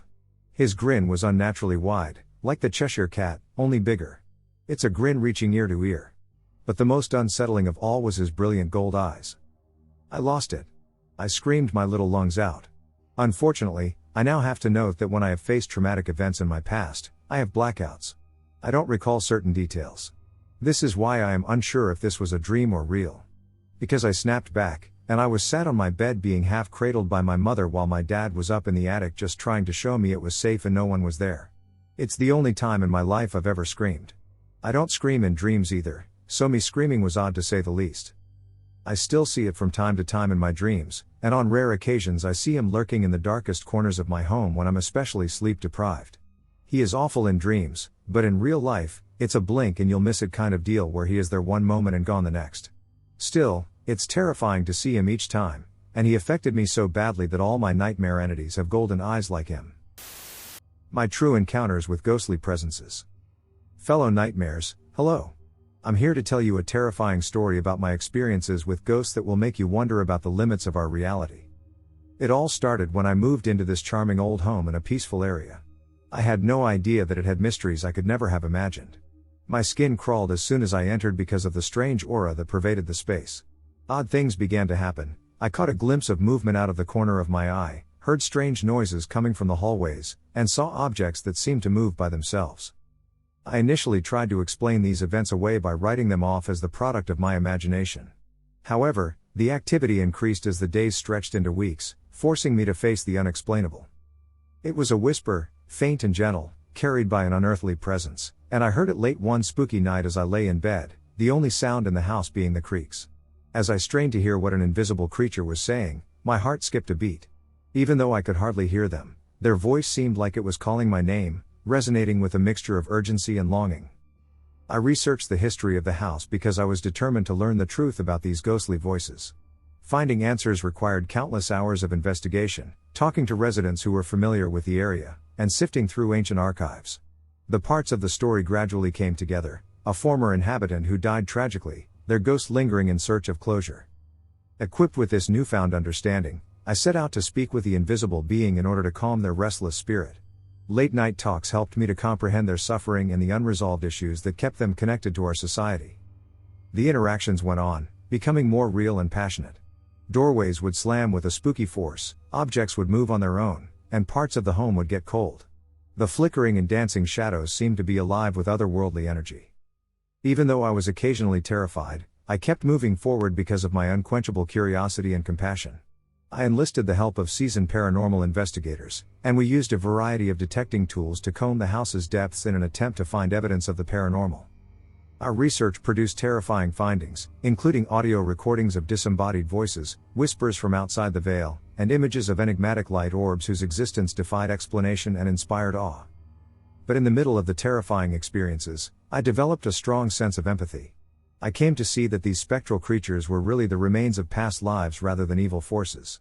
They longed for acceptance and comprehension. I pulled together bits and pieces of their tales through thorough study and sincere talks.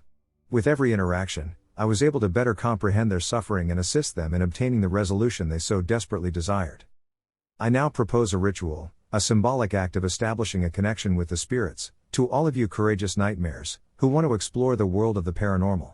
In a peaceful space, light a white candle, close your eyes, and speak gently in terms of understanding and compassion. Recognize their existence with kindness and respect, and keep your heart and mind open to the idea that they are there. However, I would like to advise you, my dear friends, to approach this ceremony respectfully and cautiously. We will never fully understand the spirit world, therefore, it's important to be cautious and watch out for yourself. Please, approach the inexplicable with kindness and an open mind if you ever find yourself in that situation. You could just glimpse some of the deep mysteries that envelop us all in those murmurs in the night. I couldn't help but wonder whether there was a way to assist the supernatural beings in finding peace as my adventure with them developed. After consulting with specialists in spiritual disciplines, I learned about a ritual, a synthesis of long-standing customs and individual intention, that some people felt might bring these restless souls to rest. I collected the required materials, a bundle of sage, a tiny vial of blessed water, and a piece of amethyst, which is believed to have protective qualities, with a mixture of excitement and fear. I inhaled deeply, acknowledged their suffering, and said that I was eager to assist.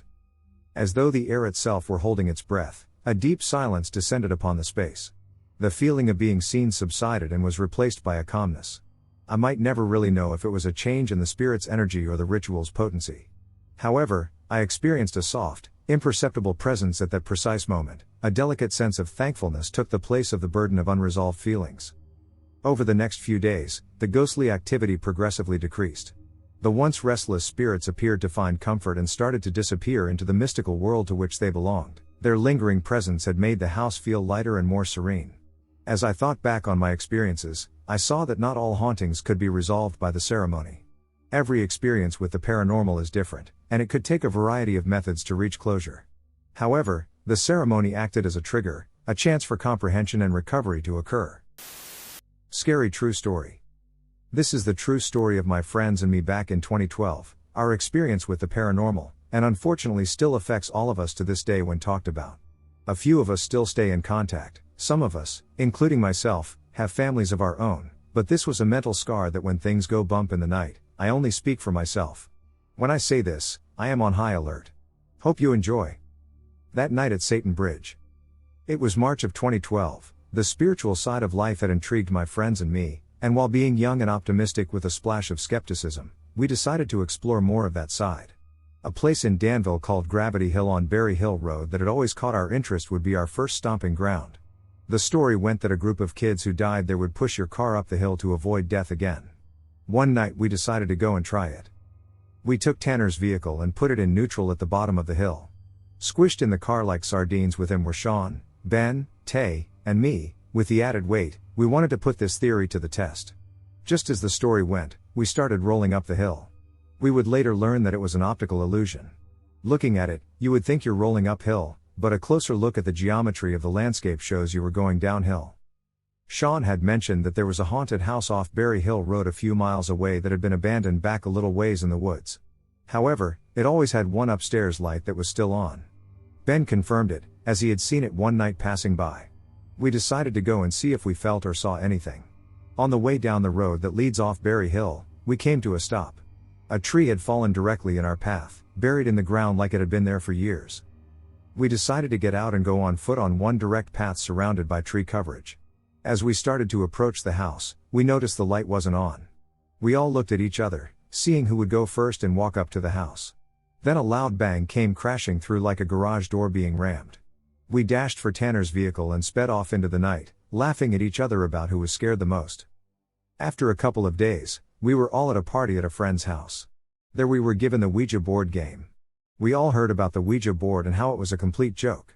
A child's game sold in stores such as Toys R Us or Walmart that could contact the dead. The guy told us to give it a try and how it would help us believe if we wanted to. We just laughed as we walked. However, we were a little intrigued. We wanted to see something. If anything, it couldn't hurt. So we went back and decided to take the guy up on his offer. He smiled and disappeared into the crowd of young drunks dancing to music. The board has a pretty simple layout. Yes was in the top left corner of the board, and no was in the top right corner of the board. The letters of the alphabet were in the middle, and numbers 0 to 9 were below it, and at the very bottom was goodbye to indicate that the game was over. You cannot stop the game until you say goodbye.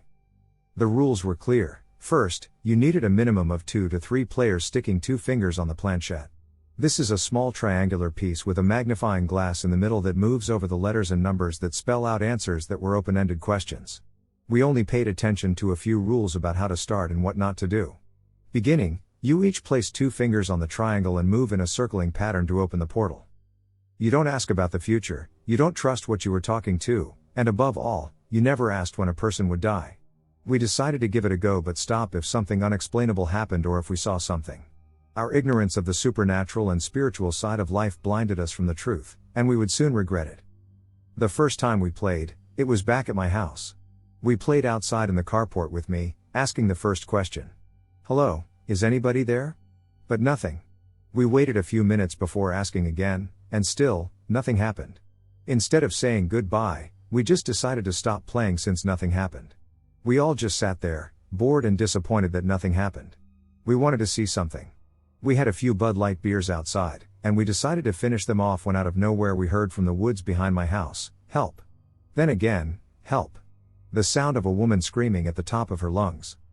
Stunned for a few seconds listening to it repeated over and over, we decided to go inside, thinking it was a bobcat. They had been known to make sounds that sounded like a woman or crying baby. As we were heading into the house, Sean and Tanner brought up the rear and freaked out when they heard the voice calmly say, "Are you serious?"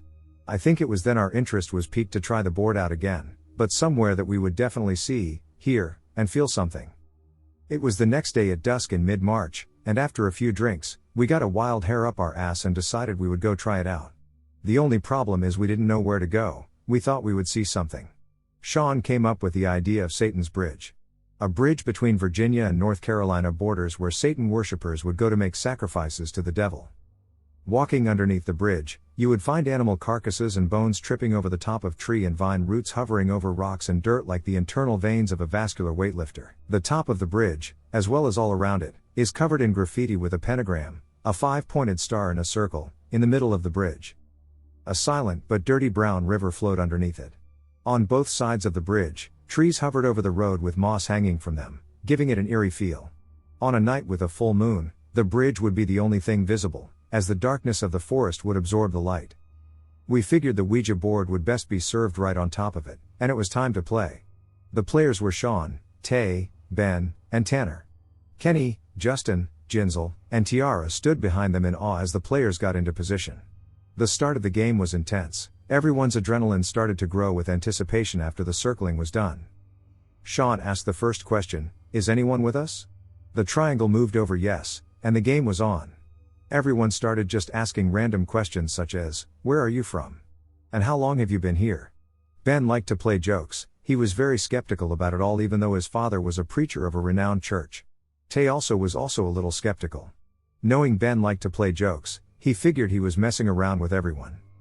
Tanner decided to ask, "Can you give us a sign to prove you are here with us?"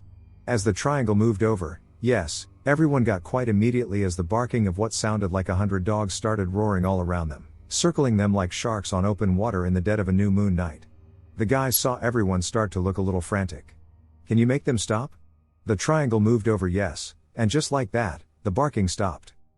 Tay still seemed suspicious of the coincidence and finally spoke up. I want to ask a few questions that no one knows the answer to here. Tay had always held things in, not that he was secretive but was big on sharing his personal business or problems. I suppose he didn't like the attention it brought. Who was the first person I slept with? Everyone looked around, but no one knew the answer to that until we saw Ben give a little smirk. Tay looked a little shocked, but he forgot he had told him, so he thought he was trying to pull a fast one. The next question was a little surprising. Which cousin of mine just passed away? The triangle moved over EJ. Ben wasn't smirking this time. Tay hadn't told anyone his cousin just passed. I guess he agreed to come on this journey to get his mind off the situation. He didn't look scared or frightened at all but seemed angered or agitated because he was sure he told no one of it. If that were true, then that would make this real, and he was in disbelief. In a bit of rage, he muttered out, "Fine, if you're so smart, when will my grandfather die?" Everyone all looked in horror. We knew his grandfather was sick and understood that you were not supposed to ask questions predicting the future, especially about death. Everyone watched the triangle move across the board and started spelling 3 days. In a rage, Tay threw the playing triangle off the board, skipping across the rough bridge road. "Time to go," stated Ben. "Everyone meets back up at Granger's." The girls and Justin went to Ginzel's car as Sean, Ben, Tay, and Kenny climbed into Tanner's car. As everyone was getting into the vehicles, Tanner looked over at the tree line and was able to make out a hooded figure watching and pointing at them. As soon as Tanner locked onto it, it took off running down to underneath the bridge, crashing through branches as it scurried away. Tanner looked around and saw Sean looking in the same direction. "Don't freak out," Sean stated. "We don't want to scare the girls or anyone, but I saw it too." Tanner nodded in agreement and got in the driver's seat of his white 2-door Honda with Sean in the back behind him. Tay was in the passenger seat, and Ben sat behind him with Kenny in the middle rear seat, and everyone buckled up, and they started heading to my house. My name is Granger, and this is our story. Driving on the road, it's 35 miles per hour and curvy like a side-winding snake, not to mention the darkness. Canners, stricken with confusion and anxiety over what he had just seen, took off like a madman, traveling at speeds of 55 to 60 miles per hour. Every few seconds the guys caught Tanner looking out his driver window and every time increasing his speed. Without warning, he slowed to almost a stop and pulled down an abandoned dirt road covered with no trespassing signs and litter from other passers-by. Tanner was staring out the front of the car. Tiny beads of sweat are starting to roll down his face. For a second, he looked around at everyone in the car, but everyone was looking at him. Again he stared out the window. Everyone pulled out their phones and started texting each other, asking if anyone knew what was wrong with T. Once the messages were sent, Tanner put the car in reverse, backed out of the dirt road onto the main road, and proceeded to my home. Tanner resumes his speeds of 55 to 60 miles per hour, looking over his shoulder periodically, until pulling up to a stoplight. Tanner almost seemed calm. After getting out of that dreary, dark forest, he looked in his rearview mirror and slapped it in an upwards motion, knocking it out of his view and startling everyone in the car. Tay decided to try something. "Tanner, don't move, just trust me," Tay announced. "What are you going to do?" Tanner replied in agitation. "Just trust me," replied Tay before taking his finger and running it from the top of Tanner's forehead down to his brow. Almost immediately after Tay hit his brow, though, Tanner swatted his finger away in an angry strike, yelling, "Don't do that." Tanner reached down between his seat and the center console but came up empty. Tanner usually carried a 12-inch bladed knife in his car but took it out earlier that day and forgot to put it back. It was a good thing to cause in that instant. Tanner's blood boiled, and blinded by rage, he wanted to stab Tay in the chest. "What the heck, man," Tay said. "Just don't ducking touch me right now," Tanner replied. Everyone grew quiet the rest of the way home. They were about 5 minutes from my dwelling, but it felt like hours. I awaited my friend in the driveway with beer and cheers. Just getting off of work, I was ready to hang out with the guys. As soon as they pulled in, I could see the look on their faces filled with dread. They got out and waited for Tanner to walk into the house before explaining what was going on. At that time Sean and Tanner were kicked out of their homes and were rooming with my family until they could get on their feet. We proceeded into the house and into the kitchen, where we saw Tanner preparing some Hot Pockets and glaring at his knife on the counter. With everyone quiet, I went ahead and broke the silence. "All right fags, what happened?" I handed everyone a beer and pulled them up a seat so we could talk. Tanner didn't know what everyone had told me outside, but I wanted to hear it from the horse's mouth. Tanner took a deep breath and began, "Guys, before I start, take my knife out of here because I don't trust myself right now with it." Sean grabbed the knife and took it to my room and returned to the kitchen. Tanner started, I don't know what I saw, but I will try and explain it as best I can. Everyone took a sip of their beer and listened intuitively. As we were getting in the car, Sean and I both saw a hooded figure pointing at us as we were leaving, but Sean said not to say anything so we wouldn't freak anyone out. I was in agreement and got into the car to leave. As soon as we left, I kept seeing the hooded figure every couple of miles still pointing at us, so I sped up, trying to move too fast to see it. It wasn't working, and then I saw it in the middle of the road, so I slowed down and pulled down that dirt driveway, and there she was, just pointing and smiling at me. I looked around the car to see if you guys saw this, but everyone was at me, so I knew it was me she was pointing at. She? I asked in confusion. I assumed it was a she because of the long pitch black hair and robe, pale skin, dark eyes, and rotten smile, and they just looked like feminine facial features. She stood about 5 feet 2 inches to 5 feet 4 inches. Tanner continued, it walked off into the woods, so I backed out and started speeding down the road again, but I kept seeing her point at me. I didn't want to say anything because I wasn't sure if what I was seeing was real or not, and I didn't want to freak you all out.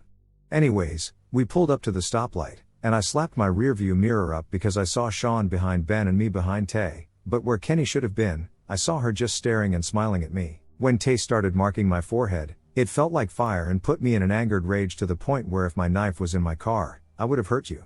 I am sorry, guys, but that's what happened.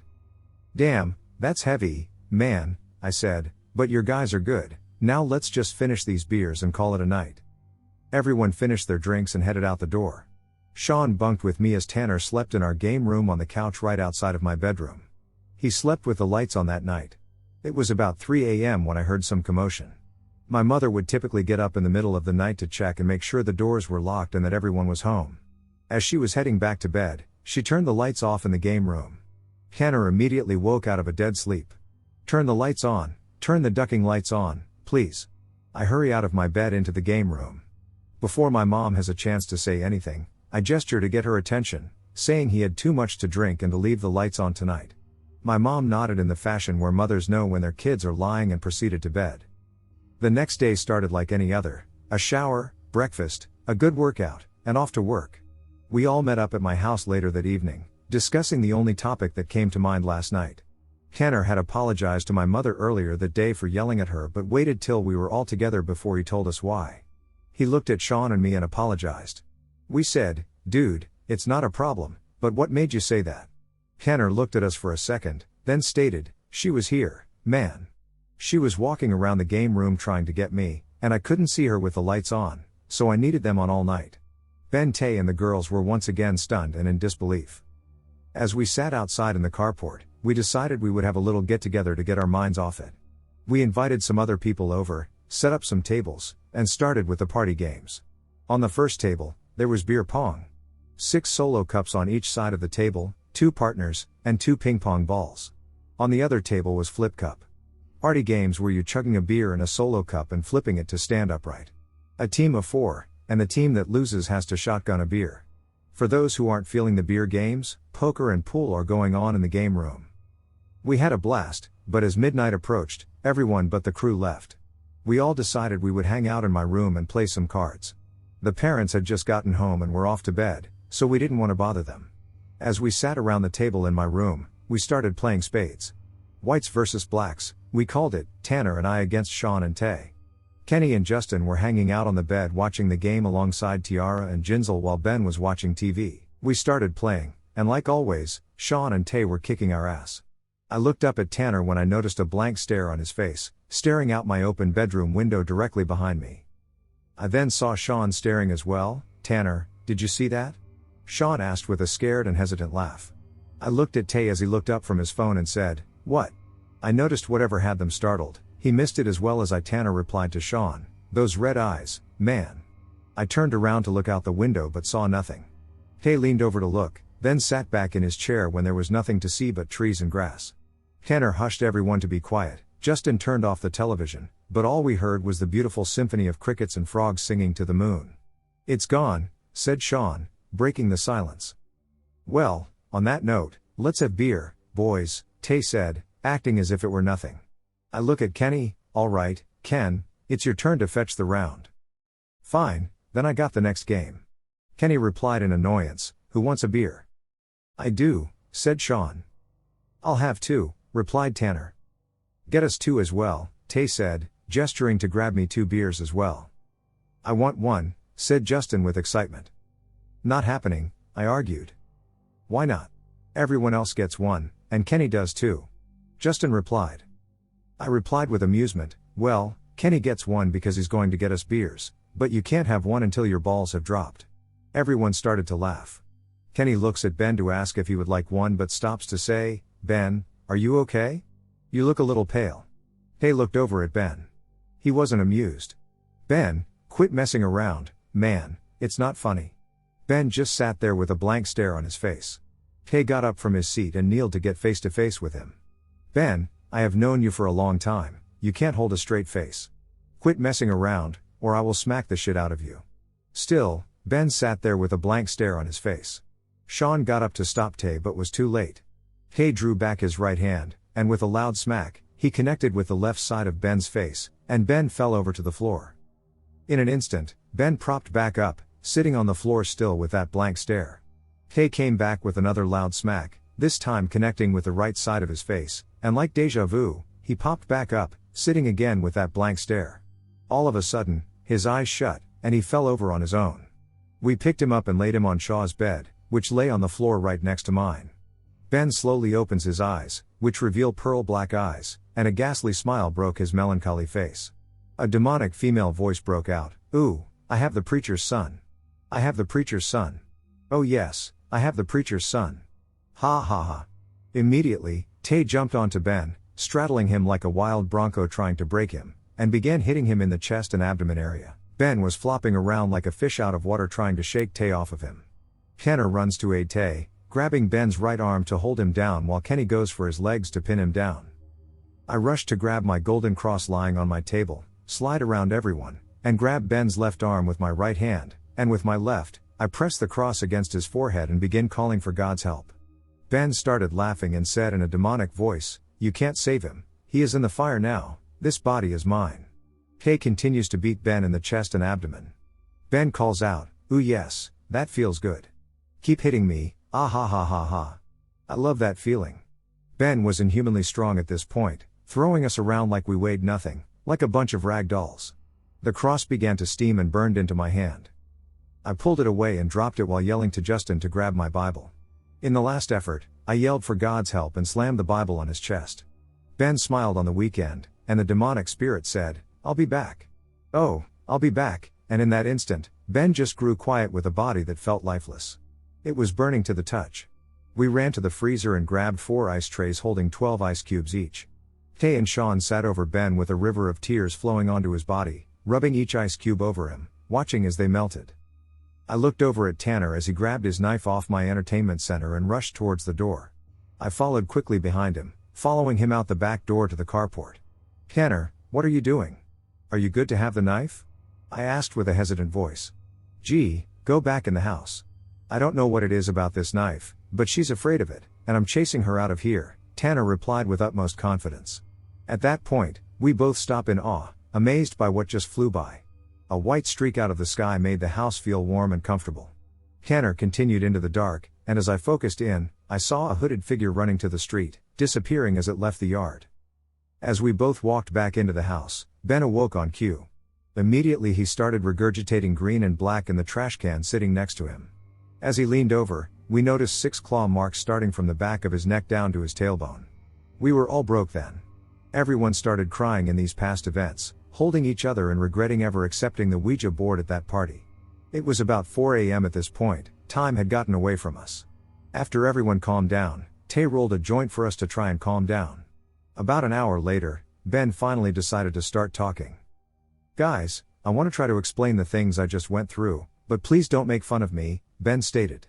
"Dude, after what we just witnessed, I don't think anything will surprise us," Sean replied. He took a deep breath and began to pour out everything. "Well, to begin, after Sean and Tanner saw the red eyes out of the window disappear, I watched her walk through the window and throw her hood overhead. I figured it was to cloak herself like something out of Harry Potter, and she walked towards me. I saw her standing over me smiling. I tried to call for help, but you couldn't hear me. She threw her cloak over me, and it felt like I was covered in a blanket of fire, and everything went black. I found myself sitting on a bench with thousands of people staring at me. Then I heard a deep voice call out to me, and I was compelled to follow. I was brought forth to the pitch black void of darkness talking to me. I asked if I was in hell, and it replied no. I asked if I was in heaven then, and it replied no. It told me I was in the place between heaven and hell, and I was being judged for my sins. Then a bright light shone, putting the darkness out. It was God I was talking to. I'm not sure who, but he gave me messages for all of us.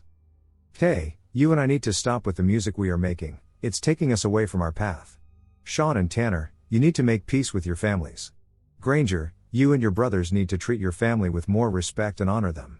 Also, Granger, you need to stop trying to help everyone, that's the big man's job. Just like that, we all broke into tears again. Tay gathered us around. Nothing in this world matters more than us here now, he said with genuine compassion in his voice.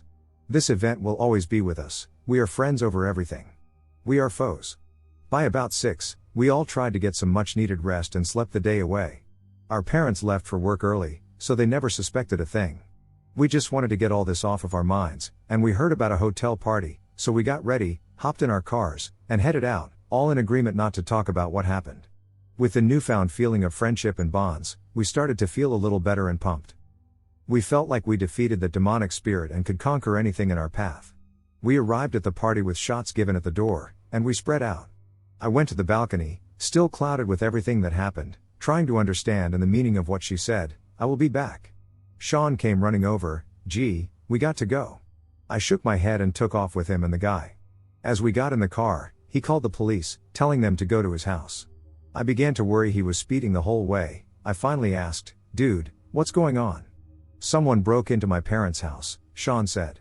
My mom and siblings have barricaded themselves in my mom's room with the door locked. As we pulled up to the house, we ran up to the cops and asked if someone indeed did break in.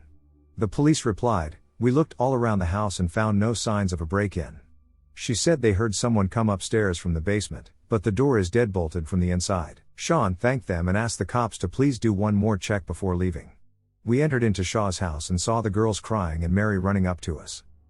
Mary, what happened? Sean asked. I heard someone coming up the stairs, and I knew no one was down in the basement, so I grabbed the girls, and we ran to my room and locked the doors. We heard the basement door open and footsteps walking up and down the hallway before going back down the stairs and the door closing. We all decided to go downstairs and check it out. It just so happened that Shaw's room was down there, so we became a little worried. First, we checked the door leading to the outside, and it was indeed locked with no sign of a break-in. Next, we tested the windows, and they were all locked. We then proceeded to Shaw's room, and we were appalled at what we had seen. Sean had pictures of all our friends and us on the walls, papers on his desk, with trophies and clothes. Everything was destroyed. The mattresses were flipped, and on top were pictures of all of us but arranged in a message. I will be back, spelled. Goosebumps attacked our spines like a virus, and we all looked at each other. No way, we thought. No way, this is still happening. It was a nightmare we couldn't awake from. We helped Sean clean, and everyone left a short while after not saying much. Sean decided to stay with his family as Tanner, my brothers, and I headed back to my house. The next morning I woke with a terrible feeling in my stomach. Unable to eat or have motivation, an overwhelming sense of dread and sadness hovered over.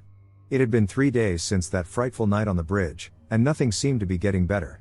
I received a call from Sean that Ben had called him saying to get in contact with us.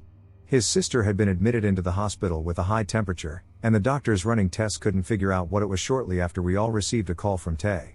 He said he wasn't going to be able to make it out today. His grandfather had passed away this morning.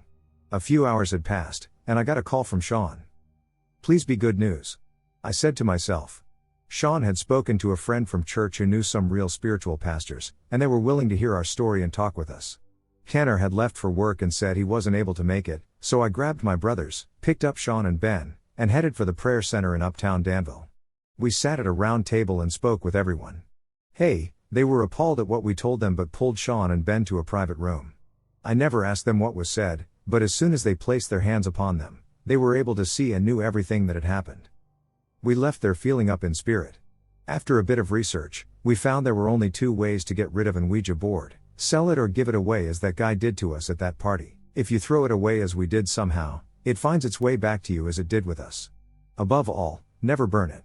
whatever is released can bind itself to you.